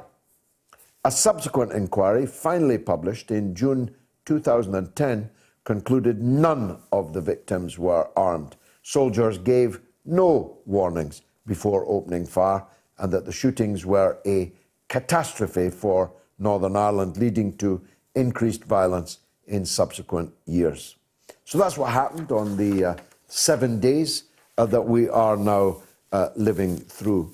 Of course, I mentioned last week that I've made a film with the Irish award-winning film director Sean Murray. It's called Killing Kelly, and it was, well, how shall I put it? It was an affair that showed that the British government and its inquiries didn't stop lying with Lord Widgery and the first inquiry into Bloody Sunday. The lies that were told about the strange death of Dr. David Kelly will startle you, will make your hair stand on end, might even make you go white, certainly will make you less likely to go for a walk in the woods. Here's a bit again of the trailer. It interviews some of the key personnel that were involved in the issues that the David Kelly affair has thrown up. I'm not going to give you the ending, but let me be as candid as I can be. We uncovered a trail of deliberate lying and deliberate obfuscation by key figures in the Blair administration in the death of David Kelly. We talked to people who put in context the appointment of the Northern Ireland judge there, who presided over an inquiry which was every bit as much of a whitewash as the Widgery inquiry into Bloody Sunday was. We talked to forensic scientists and medics, and Greg Dyke, the man who paid with his job for the crimes of the Blair government in the Iraq War. The whole Iraq War was based on a pile of lies, and more than 1 million people paid with their lives. And one of those was Dr. David Kelly, found dead in the woods as he predicted he would be. You can, from my shop, pre-order your copy of the DVD. You can get a signed copy of that magnificent cinema poster, cinema size, from my shop. We'll give you the details on the screen very shortly if we have not yet already done so. There we go, georgegalloway.shop. You can pre-order your copy of the DVD. The film will be out on the 1st of April. They tried to fool us about Dr. David Kelly, but they were unable to keep that pretense up. The lies about the death of Kelly, who was behind it, what really happened, didn't even survive Lord Hutton's inquiry. In fact, on the day after Lord Hutton's inquiry, the Independent newspaper printed a blank front page with only one word: whitewash. We go behind the whitewash and we bring you the truth. It's very, very well worth seeing. So pre-order it now if you can. Stand by for its release if you cannot. So Sir Winston Churchill was a hero, 46%, down 2. A villain, 18%, up 3. Professor Alan Sked didn't do his hero much good in the voting. Hero and villain, 36%, that's down 1. 2,826 of you have voted, but there's been quite a swing on the poll. You can still affect it. You can do so by voting on my Twitter feed. Now, my novel, Queensway, which again you can order from my shop, has Winston Churchill as a central figure in it, even more central in the sequel out soon called Black Lake. Not giving away the plot of that. Let's, there it is there. That's the original, Queensway. You can get it in my shop. Believe me, once you've read it, you'll be anxiously waiting for the sequel. Let's take a call on Churchill from Brian in Cornwall. Go ahead, Brian. Oh, good evening, George. I was saying about the travellers as well. What Hitler done in the war with the Jews, he done it to the travellers, the Roma as well. Indeed, a very good point. There would have been no Roma left in the world either. Would have been no Roma left in the world. If Churchill hadn't insisted on continuing to resist. 100%, George. Mm-hmm. It's really important because, Brian, there's a lot of young people, I can tell from the social media, that don't know how close we came to surrendering.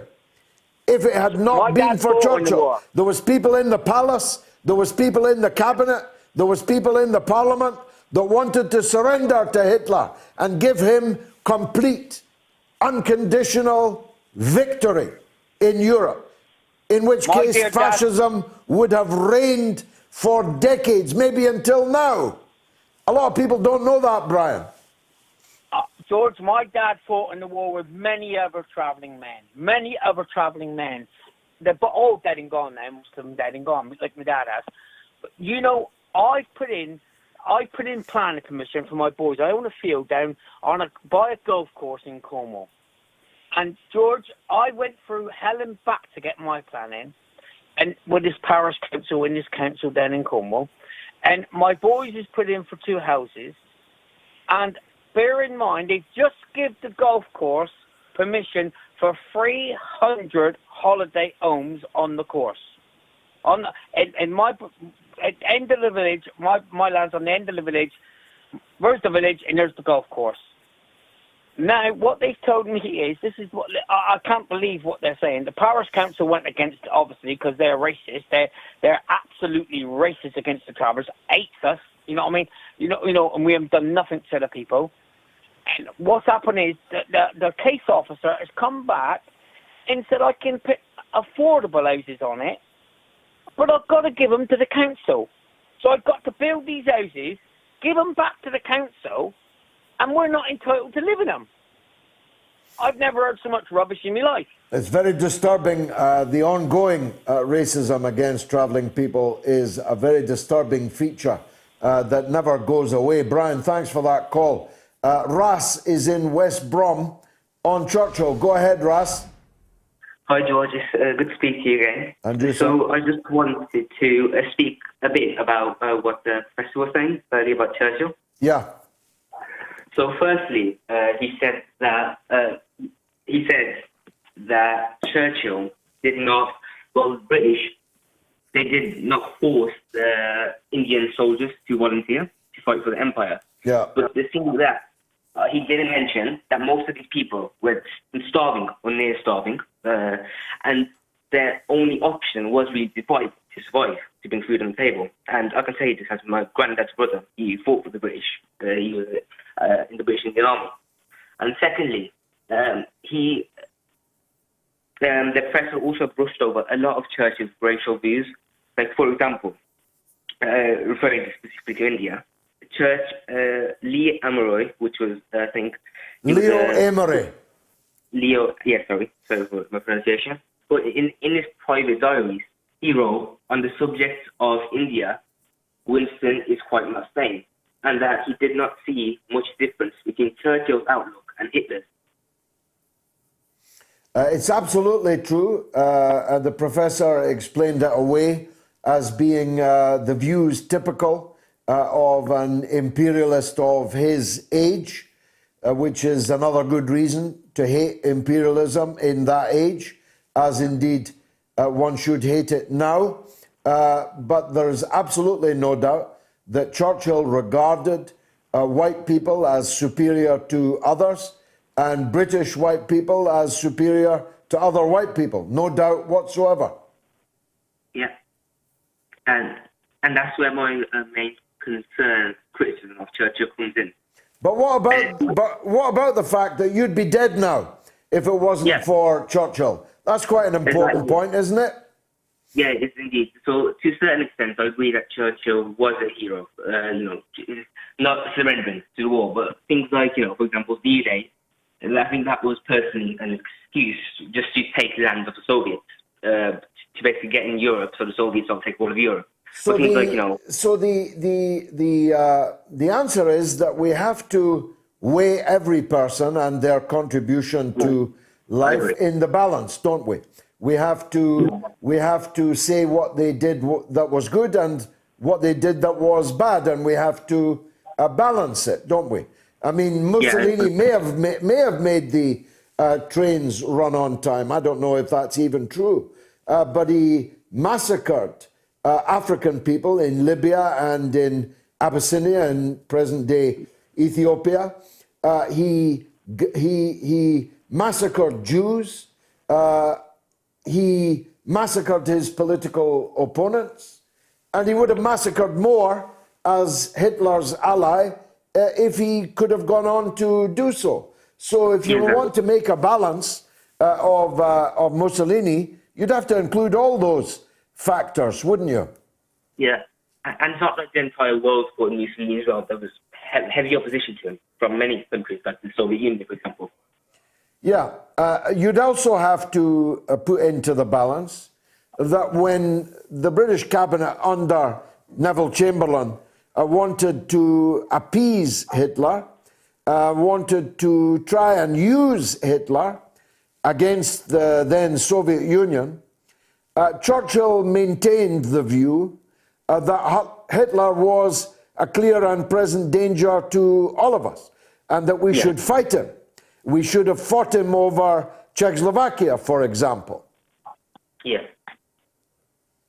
Okay, Russ, thanks for the call. Very important to hear from people with a background in the subcontinent. There may be other people with an Irish background who have something to say about Churchill's role in Ireland, of a Welsh background, who remember the role of Churchill in Tonypandy, people of Scottish background who remember Churchill's role in the events in George Square in 1920, and so on. People from the East End of London who remember his role in the siege of Sydney Street. There are many, many sides to Winston Churchill. No doubt there will be people even now reaching for their phones to tell me their perspective on it.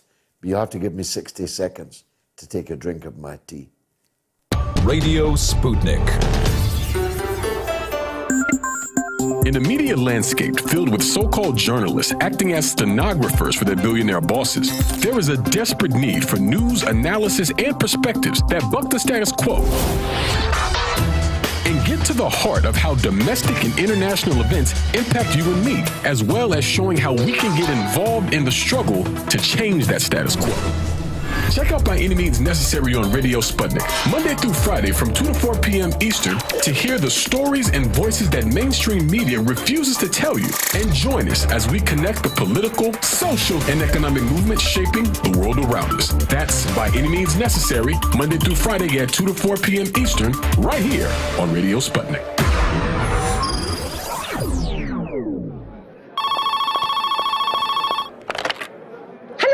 Pizza Express Woking. What is it you want? Oh, you want an ill-advised interview on the BBC? A cheese pizza, extra immature, and a raw bailout. No, we don't take taxpayers' money. Yeah, but we do take contactless. Would you like a receipt for that, Mr. Prince?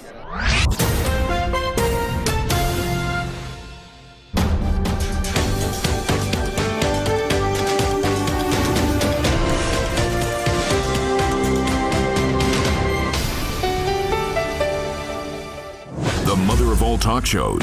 Join our faculty of legends, contributors, and callers. Everyone is welcome.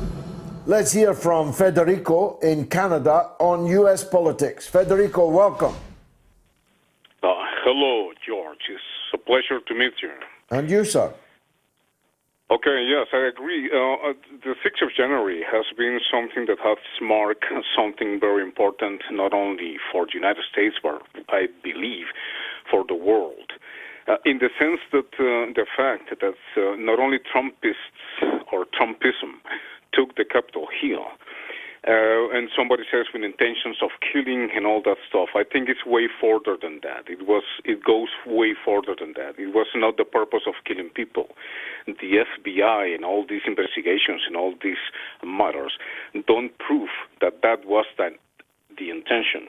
But it proves also that if there is a government that needs regime change, is the United States of America. I mean, not only for the Trumpists, I mean for the people that wanted to vote for Bernie Sanders in the last elections in 2016, George. For example, what happened there? It was that the people wanted to have a different party to vote for. There was only a doctor that was going for the Green Party, running against the Democrats and the Republicans. Now we have Bernie Sanders that in those elections, as in these elections, betrayed the American hope because have Bernie Sanders run as an independent, I'm pretty sure he would have won the majority of voting, just like Donald Trump this time, 74 million, for Christ's sake. 4 years ago, as today, if Bernie Sanders hadn't betrayed for the second time, because that's how I feel, the will of the people, he would have won for America and for the rest of the world, being the United States such an important player in politics, in war, and everything else. He would have won for the Americans a better democratic policy towards education, towards everything that he politely mentioned throughout the years.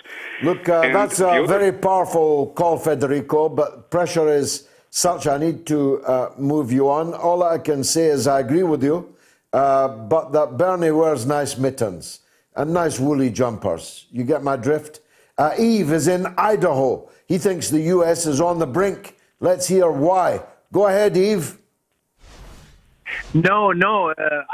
I think, George, that the U.S. is the people are very united, but the media does everything they can to make them. You think the U.S. people are very united?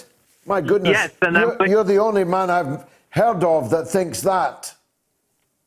Yes, well, I'm going to tell you why. I think that if you want to try, if you want to try to make them ununited, you can. But if you look at healthcare, I would say 70% of the people want healthcare, and that would be something which costs money. And I would say 70% do not want war, and I would think that save money. And you don't have to look for too many issues. You know, you can make a platform just on those two things and try to make a movement saying, well, let's do those two things, and that's it. You see, you don't, because each time you bring new, you say you want the Green New Deal and abortion and all those subjects, you divide. But I think if people agree on doing two things, stopping wars and doing a universal healthcare single payer, I think we can have a movement based just on that. Yeah, but President Biden won't agree to either of those things. Neither will the future President Kamala Harris agree to either of those things. Neither will the Democrats in Congress or the Republicans in Congress. So there you go. That's a pretty big division. Yes, and I forgot to say the third point is that people are united to kick out the incumbent. So essentially, you know, a good way to go forward, I think, is that if you see an incumbent, somebody like Mitt Romney, like Mitch McConnell, somebody like Pelosi, somebody like Adam Schiff, you vote against. Yeah, this Pelosi being still the leader of the House, a woman in her 80s, a woman who has become a multi-millionaire in her time in office, a woman who is almost as incoherent as Joe Biden, and yet she got a free pass as the leader of the Democratic Party.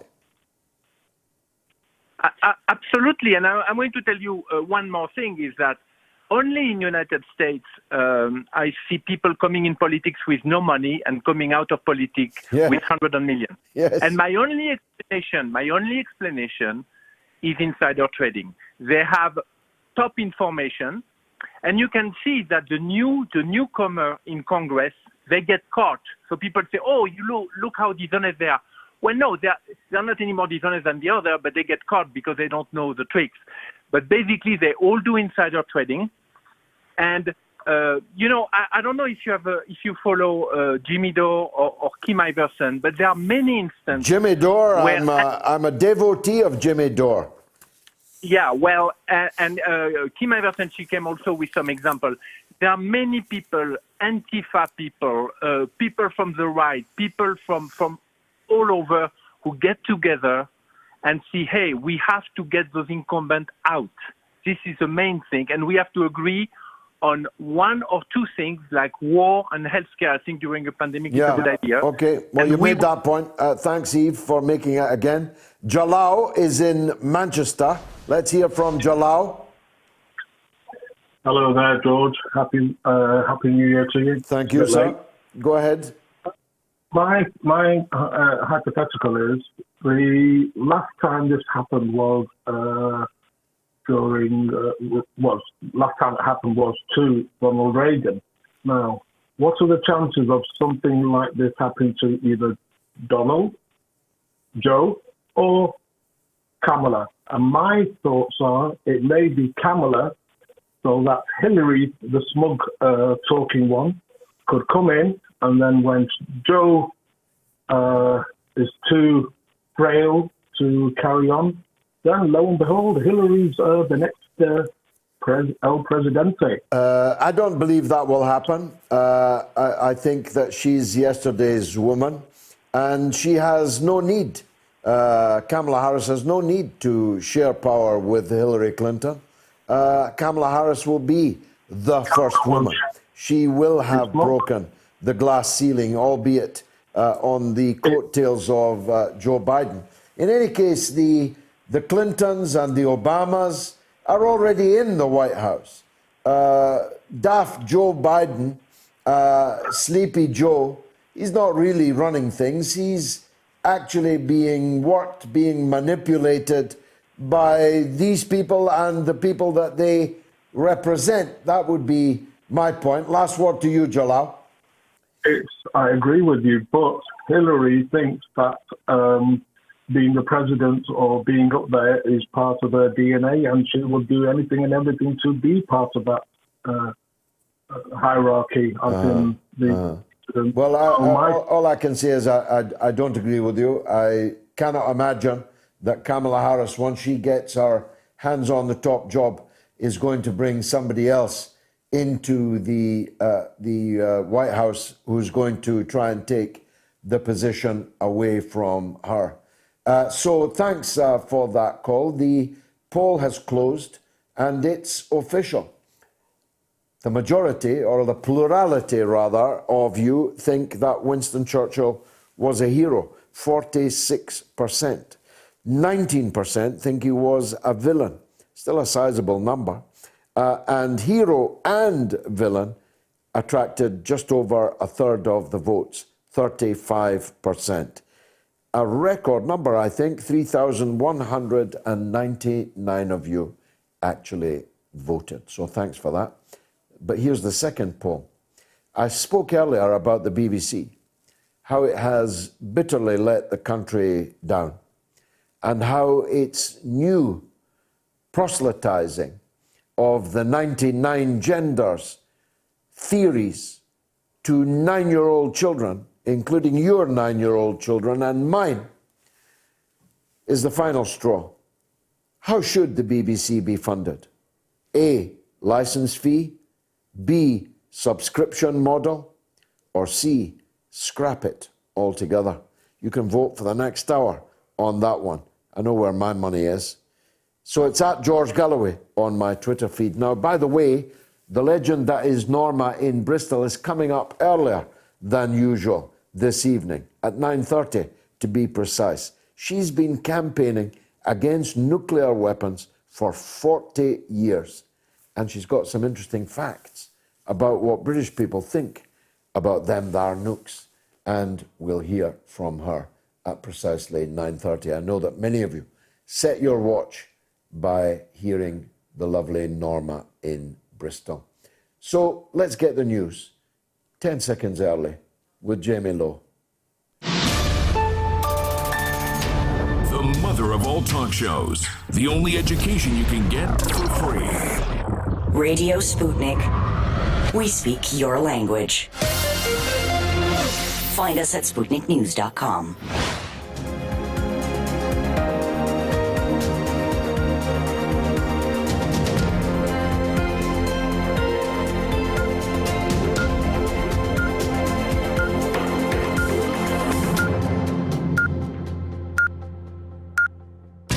Radio Sputnik News. Britain has identified 77 cases of the coronavirus variant first detected in South Africa, the Health Secretary has said. The cases are linked to travellers arriving in the UK rather than community transmission, Matt Hancock added. He said the cases were under very close observation and enhanced contact tracing was underway. Ministers are due to meet tomorrow to consider imposing tougher restrictions on people arriving from abroad. These could include enforced and managed quarantine or even the banning of all international flights into the country. New Zealand has reported its first case of COVID-19 outside of a quarantine facility in more than 2 months. Health officials said a 56-year-old woman had recently returned from Europe, tested positive 10 days after completing a compulsory 2-week period of managed isolation. Contact tracing efforts are underway and authorities have published a list of locations that the woman visited. New Zealand has been widely praised for its response to the pandemic. The country, with a population of 5 million, has recorded 1,927 confirmed cases and just 25 deaths over the course of the pandemic. The Metropolitan Police in London have issued more than £15,000 in fines after 300 people attended an illegal rave in a railway arch. Officers raided an unlicensed music event on Nursery Road in Hackney at 1:30 a.m. this morning. Many people fled the scene while organisers padlocked the doors from inside to stop officers getting in, police said. No arrests were reported, but 78 fines of up to £200 for breaching lockdown restrictions were issued. Heavy snow across parts of Britain has forced 4 COVID vaccination centres in Wales to close due to the adverse weather. The Met Office issued snow and ice warnings as the flakes fell thick and fast in parts of England, Scotland and Wales and Northern Ireland on Sunday, with even London getting a rare dusting. Some parts of England could see 15 centimetres of snow by the end of the day, forecasters said, with Coleshill in the Midlands already recording 9 centimetres. In the far north of Scotland, 17 centimetres of snow was recorded, while the hashtag Narnia is trending on social media as people share images of their snowy neighbourhoods. Police in the Netherlands have arrested the alleged head of one of the world's biggest drug gangs on a warrant issued by Australia. Say Chi Lop, a Chinese-born Canadian national, is said to be the head of the company which dominates a $70 billion illegal drugs market across Asia. Listed as one of the world's most wanted fugitives, Say was detained at Amsterdam's Schiphol airport. Australia will now seek his extradition to face trial there. The Australian Federal Police believe the company, also known as the Sam Gore Syndicate, is responsible for up to 70% of all illegal drugs entering the country. Nicola Sturgeon has claimed that UK Prime Minister Boris Johnson is frightened of democracy and said that she will seek a legal referendum on Scottish independence. Scotland's First Minister claimed the Prime Minister fears the verdict and the will of the Scottish people over his refusal to agree to another independence vote. Meanwhile, the leader of the devolved administration in Northern Ireland, Arlene Foster, said a referendum on whether the country should stay part of the UK or unify with Ireland would be divisive and reckless. She insisted she was not dead against it, but thought that politicians should be focused on fighting coronavirus after a Sunday Times poll found 51% of people in Northern Ireland want such a referendum in the next 5 years. The dual threats to the union came after the Scottish National Party revealed what it called a roadmap to referendum, setting out an 11-point plan on how they intend to take forward their plans for a second vote. The party wants a legal referendum to be held after the pandemic if there is a pro-independence majority following May's Scottish parliamentary elections. The roadmap also states any attempt by the UK government to challenge the legality of the referendum in the courts will be vigorously opposed. 11 gold miners have been rescued from a mine in China 2 weeks after being trapped by an underground explosion. It's not known how many others are still alive in the mine. And media footage showed the first miner to be rescued, a black blindfold across his eyes, being lifted out of a mine shaft on Sunday morning. Later, another 3 miners were brought out from a different section of the mine, including one who was injured, and 3 more from the same section followed in the early afternoon. Several were shown walking, supported by rescue workers. A group of 22 workers were trapped following an explosion at the Hushan gold mine in Qisha. 1 is confirmed to have died from head injuries. 11 were known to be alive, and rescuers made contact with 10 of them, with 1 in a nearby chamber. The remaining 10 are missing. 16-year-old Maya Weng has made history by becoming the first female to join the Ferrari Driver Academy. She was selected from the final stage of the Girls on Track Rising Stars initiative, a programme run jointly by Ferrari and motorsport governing body, the FIA. It means Weng, who started karting at the age of 7, earns a place in the academy, which seeks to prepare talented young drivers for a potential career in motorsport. 4 students so far have already progressed from the academy to Formula 1, including current Ferrari driver Charles Leclerc. And finally, a road safety officer has been kidnapped from his post, and residents of the Scottish Highland village of Braemar are appealing for his return.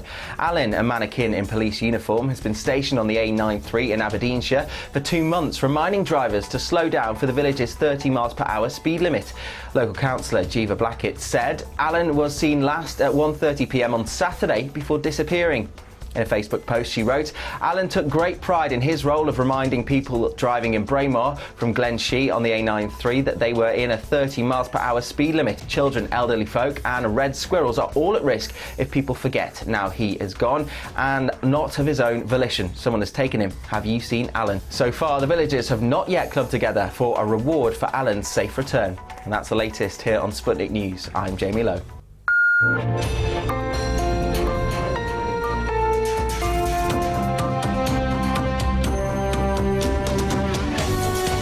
You're listening to Radio Sputnik. Telling the untold. Welcome to the Open University of the Airwaves with George Galloway. Only on Sputnik Radio. Sugarcane says on Twitter, the BBC is so off the scale weird. In fact, I'm amazed it's still a going concern. Well, it's only a going concern, of course, because we're forced on pain of imprisonment to pay for it. Best part of £150 each a year. And now old people who were previously exempt are having to pay. And our young people are going to be proselytized to in favour of super woke sex education, which, amongst other things, insists that there are 99 genders. Is the BBC past its sell-by date? Should the BBC be dumped? How should we pay for it? You can vote now on this poll that I've got running on my Twitter feed. How should the BBC be funded? A, license fee, B, subscription model, or C, scrap it altogether. I'll tell you later what I think, but let me know what you think. And you can also call or tweet about that. Now, call if you've got any questions for the Moats medic, for the doctor. The doctor will see you now. Any points on lockdown or the vaccine? The lines are now open because I am joined by the one and only Dr. Ranjeet Brar. Dr. Brar, thanks for joining us. Let me say right at the beginning that you do so despite the fact, or maybe because of the fact, that your own wife and children are all now suffering from the coronavirus. Tell us first how they are, please. Thanks, George. Good to be with you, and thank you for your well wishes. Yeah, that's true. So I'm sadly, I don't have the coronavirus. My tests are negative. I've had 2 doses of the vaccine, which I've received in my capacity as a frontline healthcare worker, and my second soon after Christmas, and therefore I'm likely to be immune, though the exact efficacy is not clear. My wife is also an NHS surgeon. She has had a dose of the vaccine, but only one, and only 2 to 3 weeks ago. And as we're seeing from a study, or data at least released of all places from Israel, which has a large vaccine rollout, we can maybe discuss that. Best in the world. And second is the UAE. That's right. Well, and of course, controversially best in the world because, of course, they're not vaccinating the Palestinian population, again, revealing the underlying truth of their apartheid system. They're very much in control of the Palestinian borders, of course, and the Palestinian finances, and indeed the Palestinian territory, but not giving the protection of the vaccine to the Palestinian people. But in any case, the data that they are showing may suggest that one dose of the vaccine actually is really not very efficacious. They're putting forward, there was an article in the BMJ I read on Friday, which suggests that it's as low as 30% if you have a single dose. But we're hopeful perhaps that what it will mean is that those who have had even a single dose will have a milder spectrum of disease. And so whilst that is test proven positives, it may be that there's still a good effect on mortality, which is, of course, and serious illness, which is the thing we're most worried about. So, yeah, my wife has had a vaccine dose. Unfortunately, despite that, she's tested positive. She tests herself regularly. She was due to have an operating list and couldn't attend that. And subsequently, we've had the whole family tested, and in fact, the whole family are positive. So whilst I'm likely to be immune, I can't go back to the family and then go back to work. So sadly, I'm in exile for the time being, George. Well, that is bad news, and we all pray for their full recovery and swiftly, because this is a very serious epidemic, as we have consistently for over almost a year now been pointing out. My good friend Abbasuddin was a healthy, fit, 40-year-old police officer, a bit of a hero, a bit of a local hero. He's just died of it with no underlying conditions, no age at all, and that goes to show how deadly this is, no? It really does, George, and I'm afraid I'm very sorry for your loss. And thank you for your well wishes. Again, my family, all very well. My children are young and they'll be fine, almost certainly. My wife has had a very mild disease at present, and I'm hopeful that she'll also be fine, obviously. But yes, we've reached some unenviable milestones this last week. So we're really touching, probably this time tomorrow, the world will wake up to find that there have been 100 million test-proven cases of COVID-19 in the world. 100 million will represent 1 in 70 of the population, and it may be that actually very many more than that have actually had it. But of those, we know there's been 2.1 million deaths. So if you multiply that by 70, if you were really to imagine that the whole world were to get that, you get a sense of what the death toll could be, despite the fact that for so many people this is a mild disease. And again, that underlies all the strange aspects and the difficulty the public have with kind of accepting it to an extent, and perhaps our ruling class, perhaps our political class also at first were just happy to say herd immunity is the way forward. Well, I'm sad to say that they're getting their herd immunity. Excess mortality probably shows over 110,000 deaths, and even just by counting the number of test-proven cases in Britain alone, we're looking at 100,000 dead very shortly. So the rate of deaths this week has been phenomenal, really. There have been 8,739 people have died of coronavirus, sadly, this week. And on a single day, though they all didn't die on that day, a single day notification of people who've died with a test positive for coronavirus within the last 28 days, on Wednesday, Thursday was 1,820 people, which is a shocking figure. We're still at 3,500 hospitalizations a day. And while the absolute rate of cases is now declining, no doubt, in the last week we had 260,000, almost exactly, cases, down obviously from a couple of weeks ago when we discussed after Christmas it was more like 450,000. But these are still incredibly high numbers, meaning we have a very long way to go. And while some of the worst statistics are leveling, maybe plateauing, we're a long way from being out of the woods here, George. And that's despite the fact that lockdown has been in operation now for a good couple of weeks. The rollout of the vaccine, first of all, it was, I think, Tony Blair's contribution to the great debate that giving people just one jab and waiting a much longer period of time before giving them the second would be no great problem. But that is belied, including even by your own wife's case, and your rather sobering assessment that one jab might only give you about 30% protection. Therefore, you need two. And you need two because the models that we have chosen, when we could have chosen others, require two.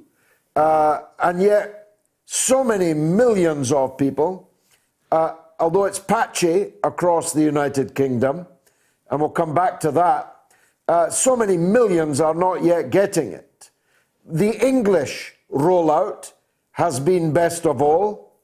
The Welsh has shot up. The Scottish rollout has been absolutely pitiful. And I'm very angry about that because I live there. My mother lives there. My sister, my brother. The rollout in Scotland has been, I think I can say, disastrous so far. They are so far behind the English. How do you evaluate the efficiency with which the state is rolling out these vaccines? Thanks, George. Well, it's clear that there's not enough to go round. My own father was called for his initial dose of vaccine. He had his appointment for a second dose of vaccine. He turned up for that appointment and was actually told to go away, that he couldn't have the second dose, though he hadn't been contacted to tell him not to come for the appointment, and he's an elderly man and getting there was difficult. So clearly there's been a change. There was a period of time when you could see quite a number, perhaps 500,000 people in the country received their second dose. That was last week. And now that policy is absolutely being faded out. So it is quite strictly being applied now that only a single dose is being given of either vaccine, either the AstraZeneca or the BioNTech vaccine. That includes the hospital population, that includes the vulnerable and targeted population. And you're right to say that Tony Blair was the first one really who brought this up in the public discourse, reflecting his role really since he's retired from frontline politics. Frontline killing. Frontline killing. Well, true, absolutely true in respect to his role with the Iraq War and many other issues. He's become a kind of international spokesperson for finance capital for the extremely wealthy, advising lesser rulers, but also being the spokesperson of the richest companies, the richest magnates. And he's really got a tremendous amount of blood in his hands. But it also means that at crucial times he pops up again in the national discourse and airs a policy. And you can be sure that whatever he floats will be taken very seriously and is very likely to become future policy. And again, we saw that strangely in connection with the vaccine, something which he personally obviously has no expertise, but it shows you the way in which he's connected to the international finance capital, if you like, the ruling elite of the most rich part of the population. But yeah, I have serious misgivings about it. My wife's disease has been mild. I know several people, colleagues, who in fact have had both doses of the Pfizer-BioNTech vaccine and still test proven positive. If you look at the way that Pfizer ran their trial, they didn't actually test everyone. They looked at their criteria was people who became symptomatic. And as we know, so many people are asymptomatic. It questions the data itself, but we still haven't had the full release of the data from the Pfizer-BioNTech trial. We're still essentially operating on the basis of its press release, and so I have limited reassurance from that. I think it's the best thing that we have available, but as I've said time and again, this wouldn't have been the vaccine of those that are available that I would have bought. So yes, a large number of people now have been vaccinated with at least one dose, and I think that number is approaching 5 million. Yeah. And in the last week, in the order of 1.5 million. So that the scale of vaccination rollout is increasing. But I do have serious misgivings about the quality of the science upon which decisions are being made. And clearly this latest decision in terms of having a single dose versus 2 doses, this is one of political expediency, getting the most number. I'm not totally convinced yet, that it's the best policy, if I'm frank. Yeah, George. well, I mean, let's be clear, not least for the censor, we wholly support the vaccination of people against coronavirus. We have been in the front line of saying this is a deadly serious matter, and we should have taken it more deadly seriously long before we did. We should have taken the best vaccine, not the one that made the most money for the friends of the government and big pharma. Our position's clear, isn't it, Doctor? I think it's pretty clear, George. We're in favour of science. We're in favour of using the science in the best way to help the population. But I was listening to your programme, George, and I was startled to hear that you were facing a ban from YouTube, perhaps on the basis of medical misinformation.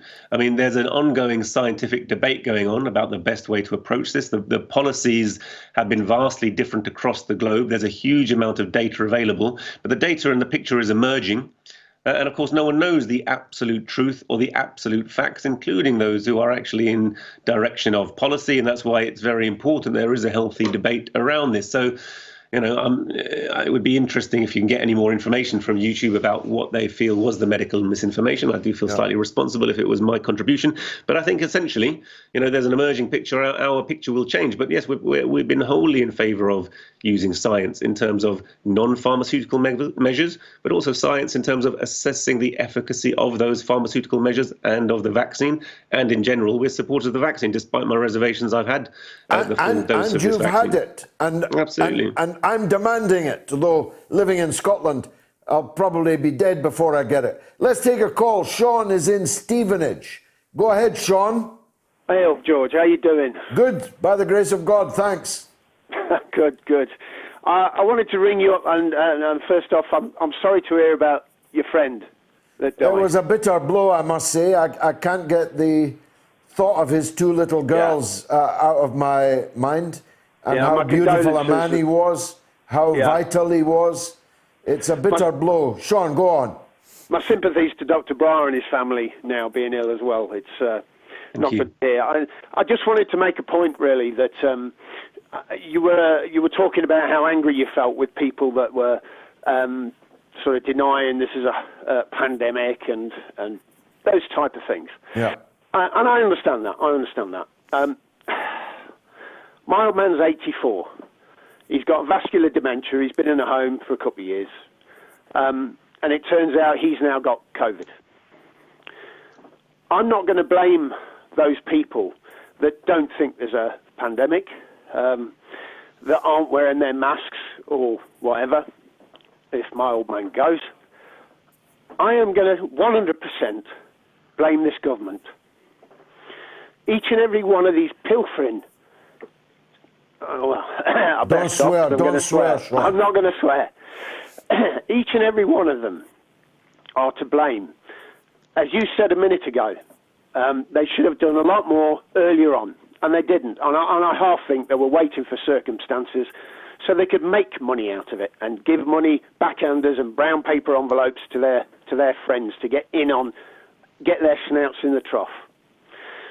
I'm not going to blame people the BMJ published a survey, and they said something like compliance in Britain has been about 90%. And do you know what? For a civilian population, it doesn't understand about dispersion of particles in air and contamination, etc., to expect them to adopt protocols that you might kind of put in place in a high hazard facility and then carry that on for 10 months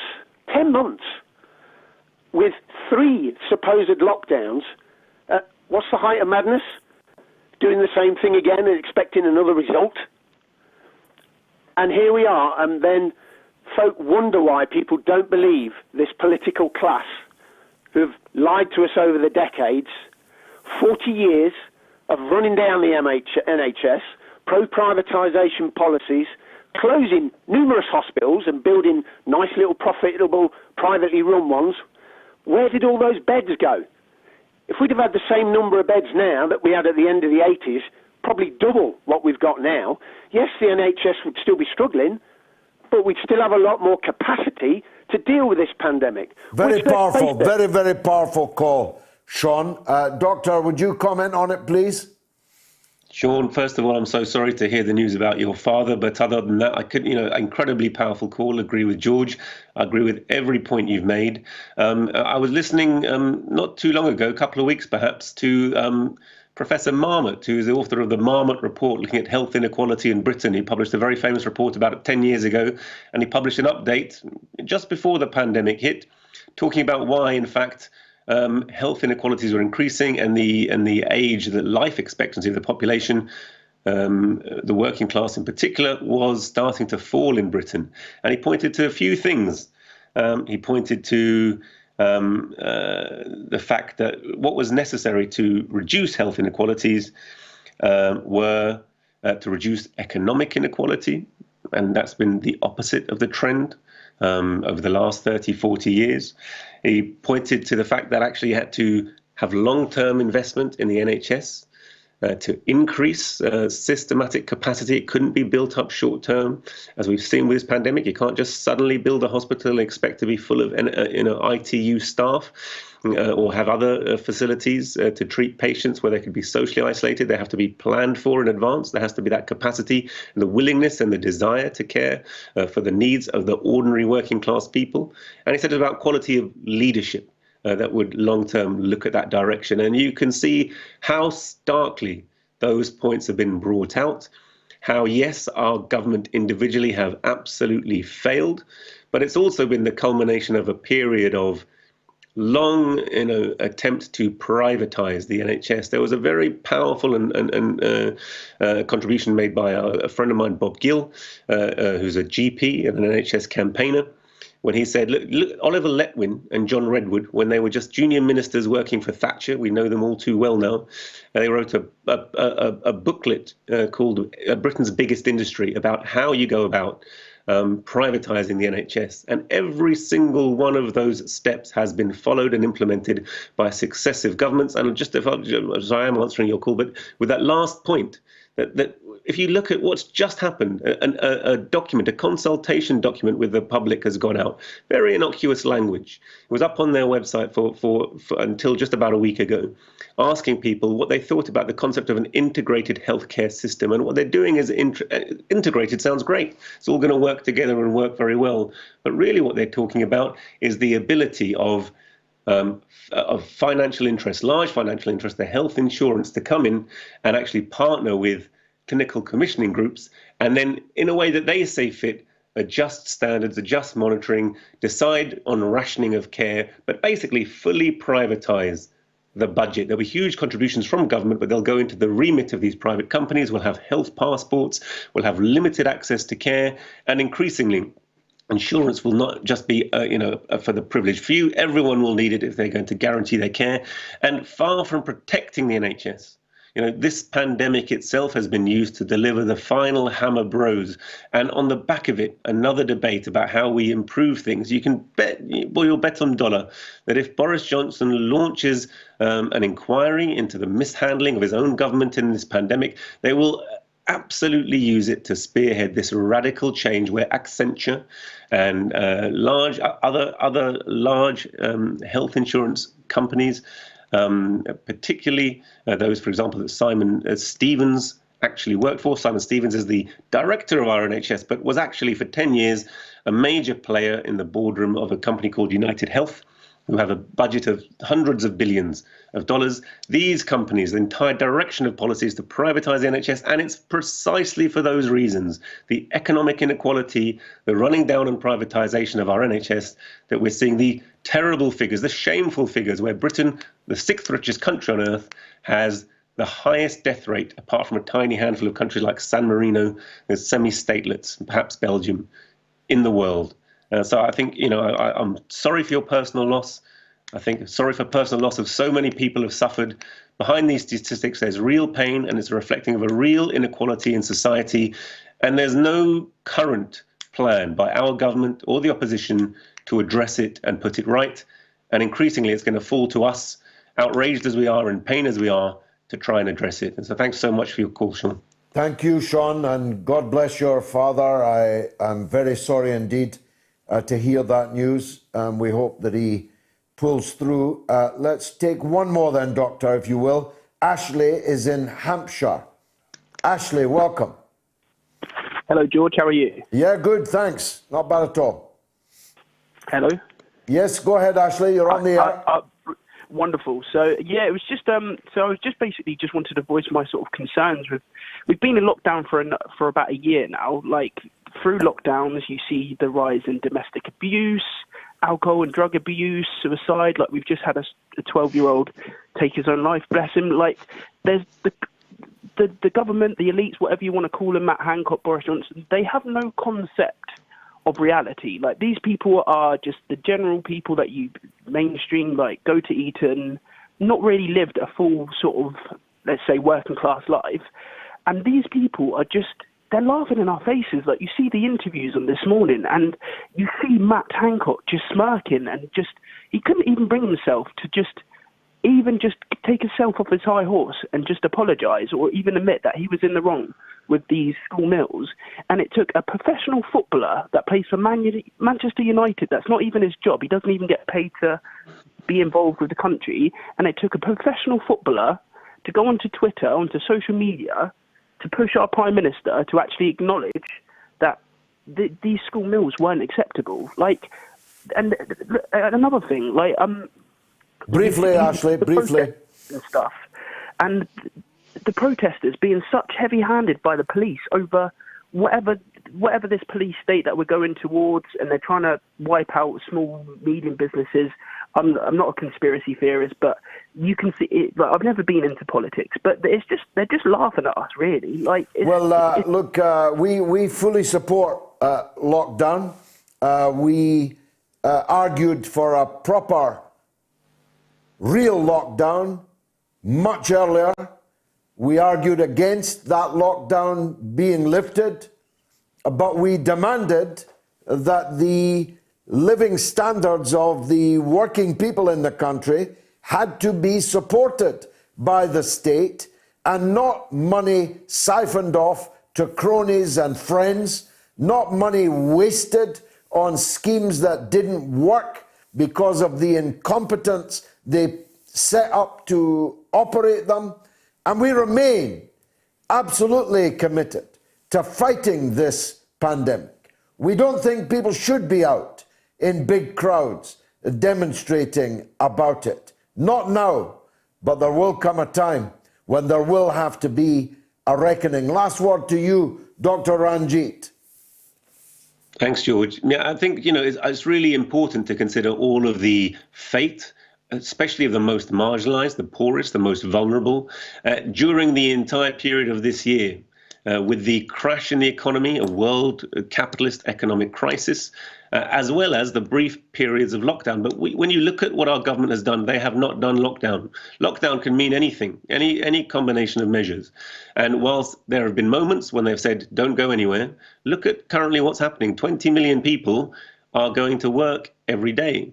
25% of our children are still in school despite the lockdown. So yes, it's for every measure that our government taken, whether it's financial bailout, which has been, if you look at the United States, they've given $3 trillion directly to the US stock market, and they're offering pennies, cents few dollars to their working population, nothing. So all of the relief goes to the wealthiest in society, not to the people who need it to actually stay at home. That's not lockdown. And the similar thing has happened in our country. All the relief will go to those who are wealthiest, a medium amount to those who are relatively well off, and actually the poorest and most marginalized are least able to access it, least able to be able to isolate, and therefore they will go out. So our non-pharmaceutical measures have been wrong from the start. There's been no attempt to really address them. So, it's hypocritical to assert that our government has really been aiming at protecting the population. What they really have done effectively is herd immunity, and that's why the virus has spread so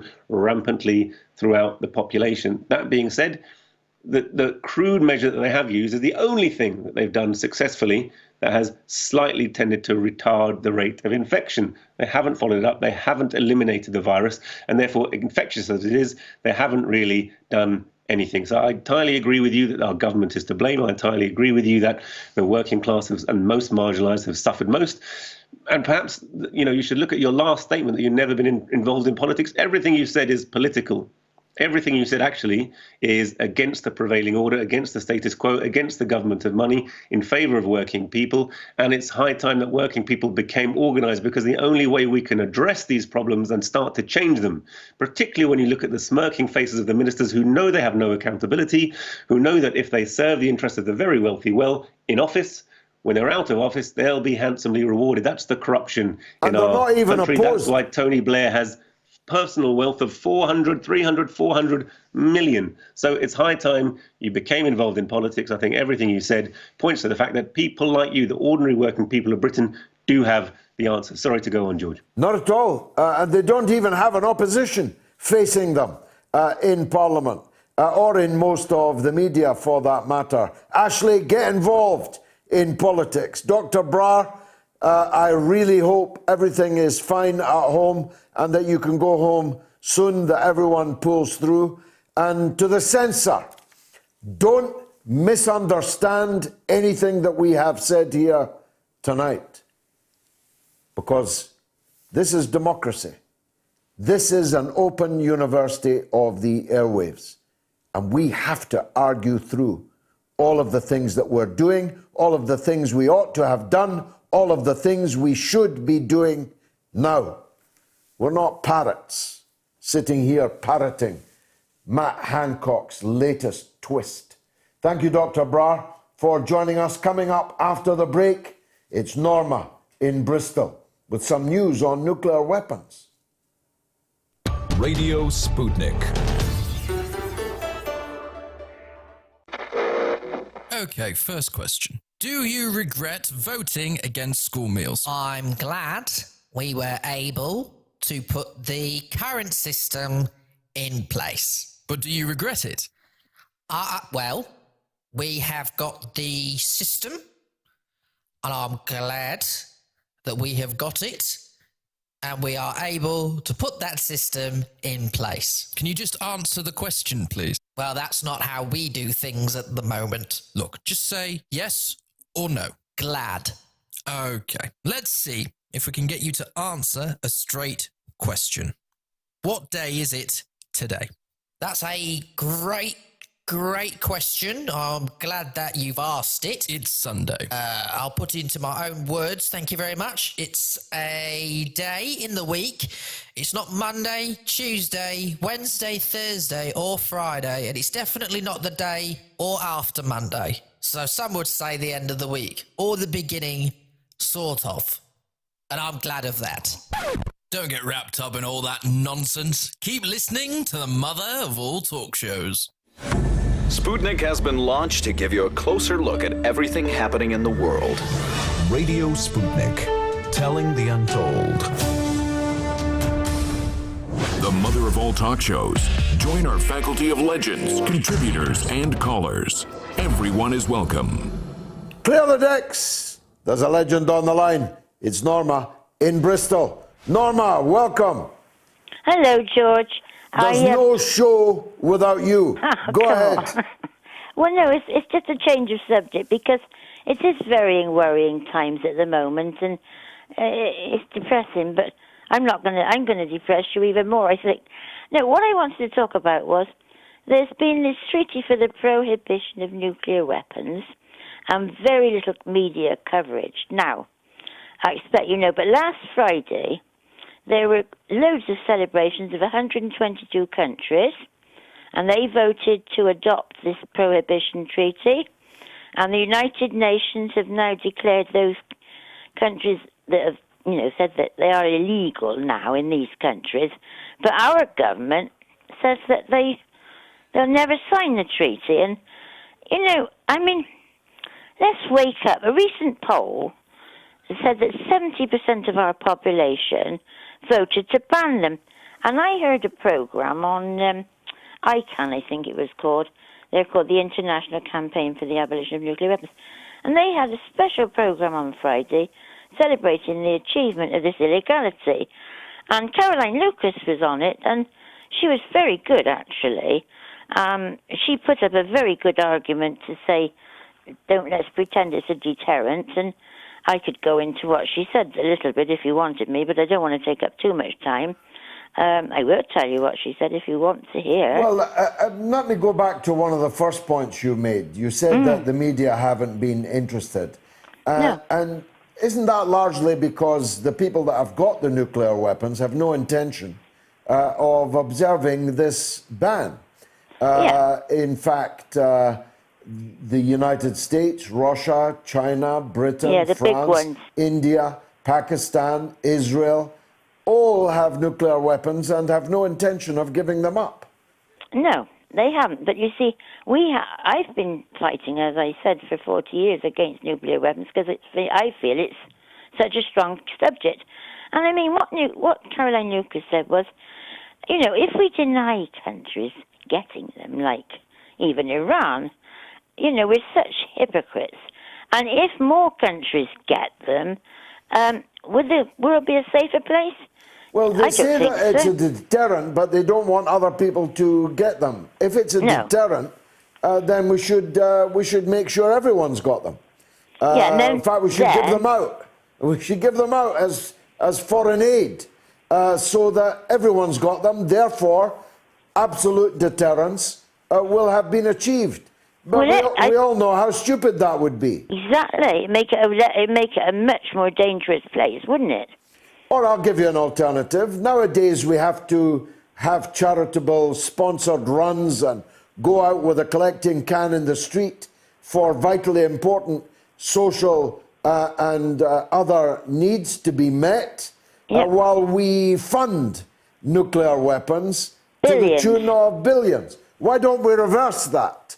We can give the billions to the things that we need, and we can collect money in cans for those that want to give for the nuclear weapons. Wouldn't that be more sensible? Well, yeah, I mean, and there are programs of diversification. Somebody put on Twitter, I think it was Lauki, I think his name, that I knew about that. A long time ago, Lucas Aerospace, they put a very good program whereby there was diversification. So, you know, these thousands, they say, of unemployed. There are ways and means of getting rid in a peaceful way and how to use that in a way that will help people. And those are my points. We live in a country where at the last general election, both Boris Johnson's Conservative Party and Jeremy Corbyn's Labour Party were running on a programme of committing themselves to Britain's independent nuclear weapons fleet, newly modernised in the form of the Trident submarine programme. So you're not going to get anywhere when both the Conservatives and Labour are committed to nuclear weapons. Even Jeremy Corbyn's Labour. No, Jeremy Corbyn is the one person that stands out that really wants... I didn't say Jeremy Corbyn. No, I said Jeremy Corbyn's Labour. Jeremy Corbyn stood for election on a manifesto, on a manifesto commitment to continue the modernisation of the Trident nuclear weapons fleet. But More people really have got to speak out, you know. This is just the beginning, and I think we've got to wake up a little bit and just spend the billions on all the necessary things, like you said, and Yep. yeah, you know, that's it, really. Brilliant, Norma. Well, you say that's it, really. That's one of the best calls of the night. Thanks for making it. Sean Thank is you. in Wednesbury on the NHS. Go ahead, Sean. Hi, George. Can you hear me? I can. Sorry to hear about your friend as well, and hope you It's a and the big, family big are loss. keeping well. There's a GoFundMe actually in his name, Abbas Uddin, for the widow and children that he's left behind. Anybody that wants to make a donation to that, go to GoFundMe, Abbas, A-B-B-A-S, Uddin, U-D-D-I-N. Thanks, Sean. Go ahead. Right, George, what it was a great show again. Watch you every week, and you and Dr. Brar there talking about the NHS and the defunding of the last 40 years. And like me and you can actually I'll go back to the trust, when they made hospitals trusts was the start of it. That's exactly when it started, yeah. Yeah, the point being today, you brought a great thing up about privatisation, but what you got to remember, when they privatise anything, they only want the things that's profitable. Of course. As we've found out with the post office, the trains and everything else. They don't want anything that's not going to generate a profit. That's why private hospitals don't want to know you if you've got an acute illness. Yep. There ain't any money in that. Well, as I say, and then if we go back and look at insurance, and I know people think, well, this might be a bit vague, but to explain that think of an insurance on your pets. You go there and you say, oh, he's broke his leg, and then next week he's broke the other leg. Oh, sorry, you've claimed once. Exactly, yeah. No, it's the road to perdition. It will come about the same as they used to do with the in the 80s and 90s there, where the secure homes. Remember? Yeah. I don't know if you remember some of that. Unfortunately, I remember it all too well. But as I say, so other than that, George, brilliant, great show. Thank you, Sean. Loving Lovely it, call. and the debate, hope that's helped a little bit for other people who are listening in. Fantastic. Thanks, Sean. God bless you. Glenn is in Carlisle. His dad is a care home worker. Go ahead, Glenn. Hi, George. Good to speak to you again, as always. Thank you. I'm thoroughly enjoying the show. Nice to speak to you again after it's been a while. You're welcome. I'm sorry to hear about. Sorry to hear about your loss as well. Actually, you mentioned at the top of the show, or losses, I should say. Yeah. Thank you. My fault. What's the word? If you on that? Yeah, I mean, I wanted to speak about my dad who's just arriving home from work now. Funny enough, because I mean, you've intimated how catastrophic the government's handling of the crisis has been, and before now, how many a time. But I mean, I will just bring his experience to the floor on this, because he's had fairly first-hand experience of it since December. The care home he works in the first week of December had 30 residents. It now has 21. They lost 8 to the coronavirus, and they had one person be transferred basically immediately on the grounds by their family that they were concerned that they would that their life was at risk, or they were likely to contract the coronavirus from being around other residents who had it. Like I said, they had 8 fatalities. They had 19 people in the home contracted in total. The other 11 miraculously survived. That's 19 out of 30, Glenn. Yes. Wow. And a quarter of them died.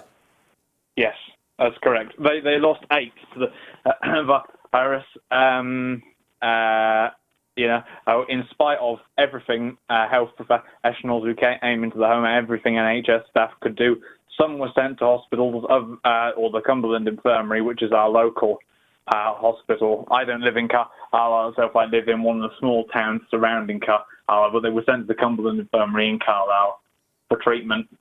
Some of them deteriorated too fast and couldn't be allotted a bed because the Cumberland Infirmary, as I speak to you tonight,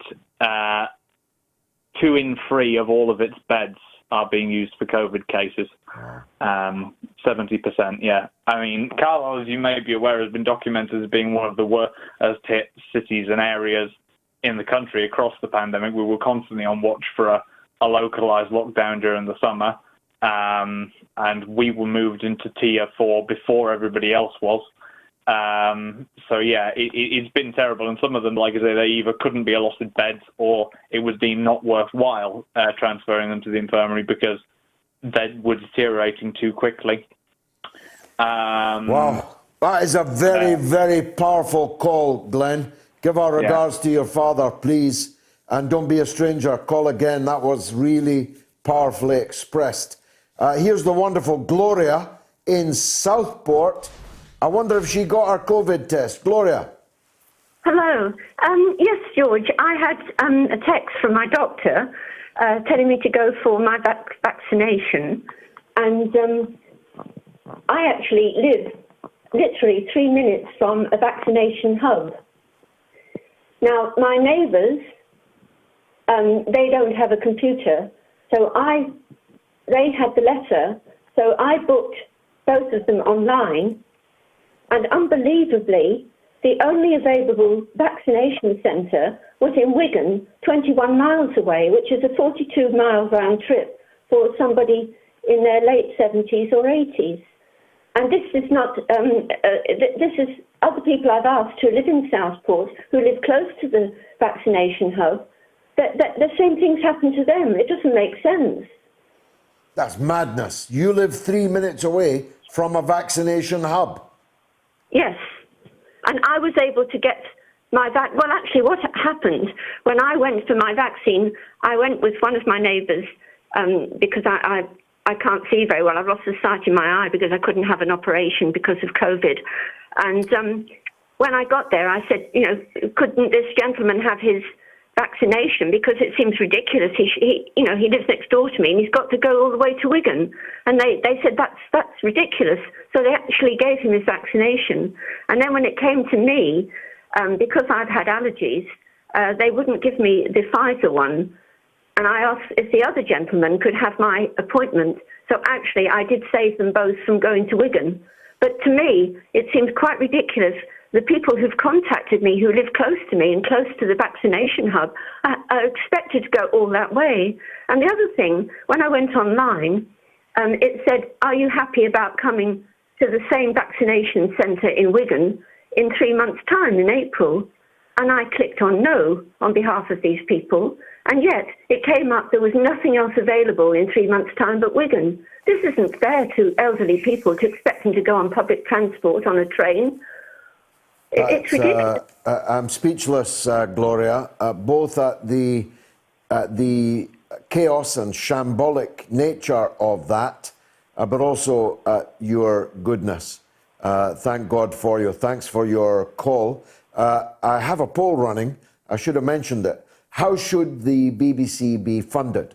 A, license fee, 10%. That's 10% support for your license fee, BBC. Subscription model, 44%. Or C, scrap it altogether, 46%. Getting on for half of the people want to scrap the BBC, and that's 1,430 votes, and 44% want to switch it to a subscription model, and only 1 in 10 want to go on funding you by the license fee. Thanks, Gloria, for that call. Let's go to Alan in Stonehaven. Go ahead, Alan. Hi, George. The reason I'm phoning is there was an article in the Scotsman on Saturday by Brian Wilson, and the title of it was, Why Any Witness Should Lie to the Salmond Inquiry Should Be Worried. Why should any of the witnesses in the Salmond Inquiry be worried? I posted the article, and I said that what concerns me is that everybody in the know, all the politicians seems to know what's going on, but the people don't. So even if somebody is able to pin something on the Scottish government and their civil servants about the whole Salmond Inquiry, nobody knows about it. Brian Wilson's comment was, it's not cutting through to the general public. So do you think that's a problem, and how do you think that can be resolved? Well, of course, it isn't cutting through to the general public, because neither the BBC, which we all pay for in Scotland, nor the laughably known STV, or SNP TV as I call it, are reporting facts that they're talking about in Washington, in Germany, and in London. But in Scotland, both of these broadcasters are completely refusing to tell the people what's going on. But I urge you, Alan, not to be dismayed by that, because things are about to change. I know things that I can't say here now because of the, what could I call them? Flurry would be an understatement.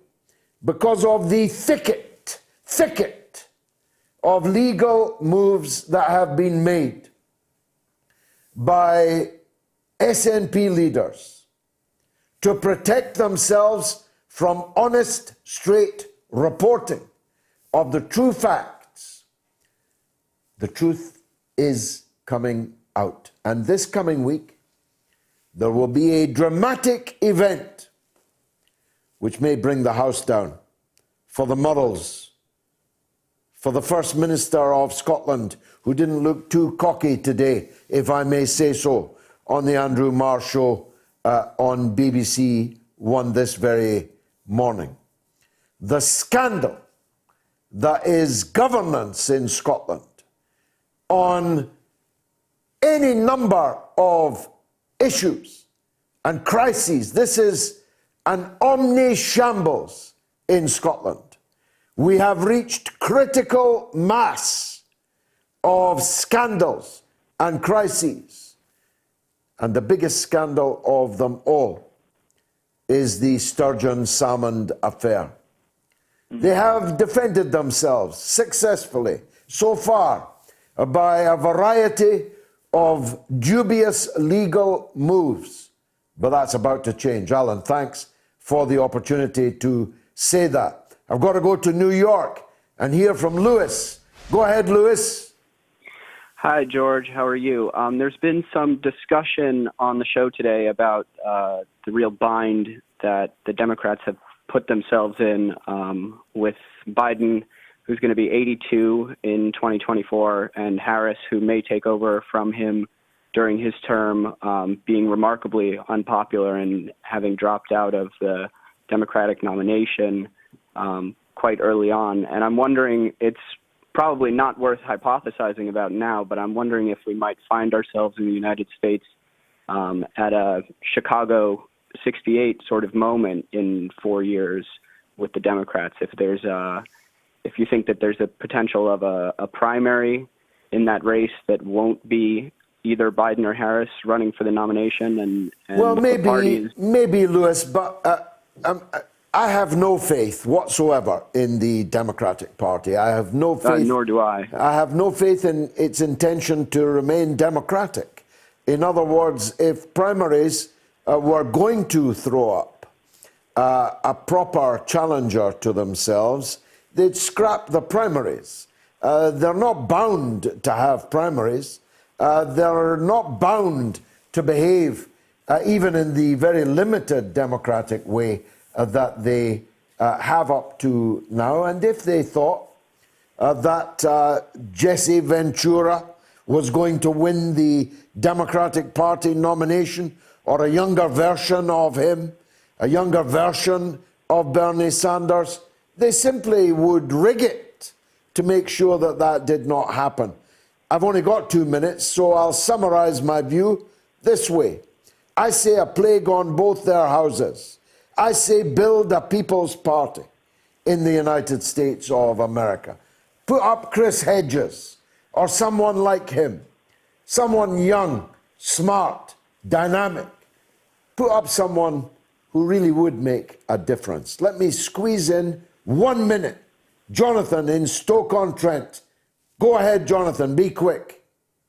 Hi, George. I just wanted to make comments about the tech giants of Twitter and Facebook, and I think we've reached like a real turning point on the status of those. I think from what they've done with Trump, I don't think they can carry on the way they are doing. So yeah, I think people are seeking alternatives now, and I think the real power is with the likes of Jack Dorsey and Mark Zuckerberg. And I think it's a real crucial turning point now. What's happening? I think people are moving from like WhatsApp. I think they're going to like Signal and Telegram, and I think it's like the falling of dominoes now. I agree with that, Jonathan. I wish we had more time to discuss it. There's now 500 million people on Telegram. That's why I have set up a Telegram channel. There are many other platforms, of course, and we will use all of them as long as they are available to us. The worst case, we're on RT, we're on Sputnik, and we are on Telegram. We will continue to do everything that we can to bring real, honest political debate to the world. Thanks for watching. Thanks for listening.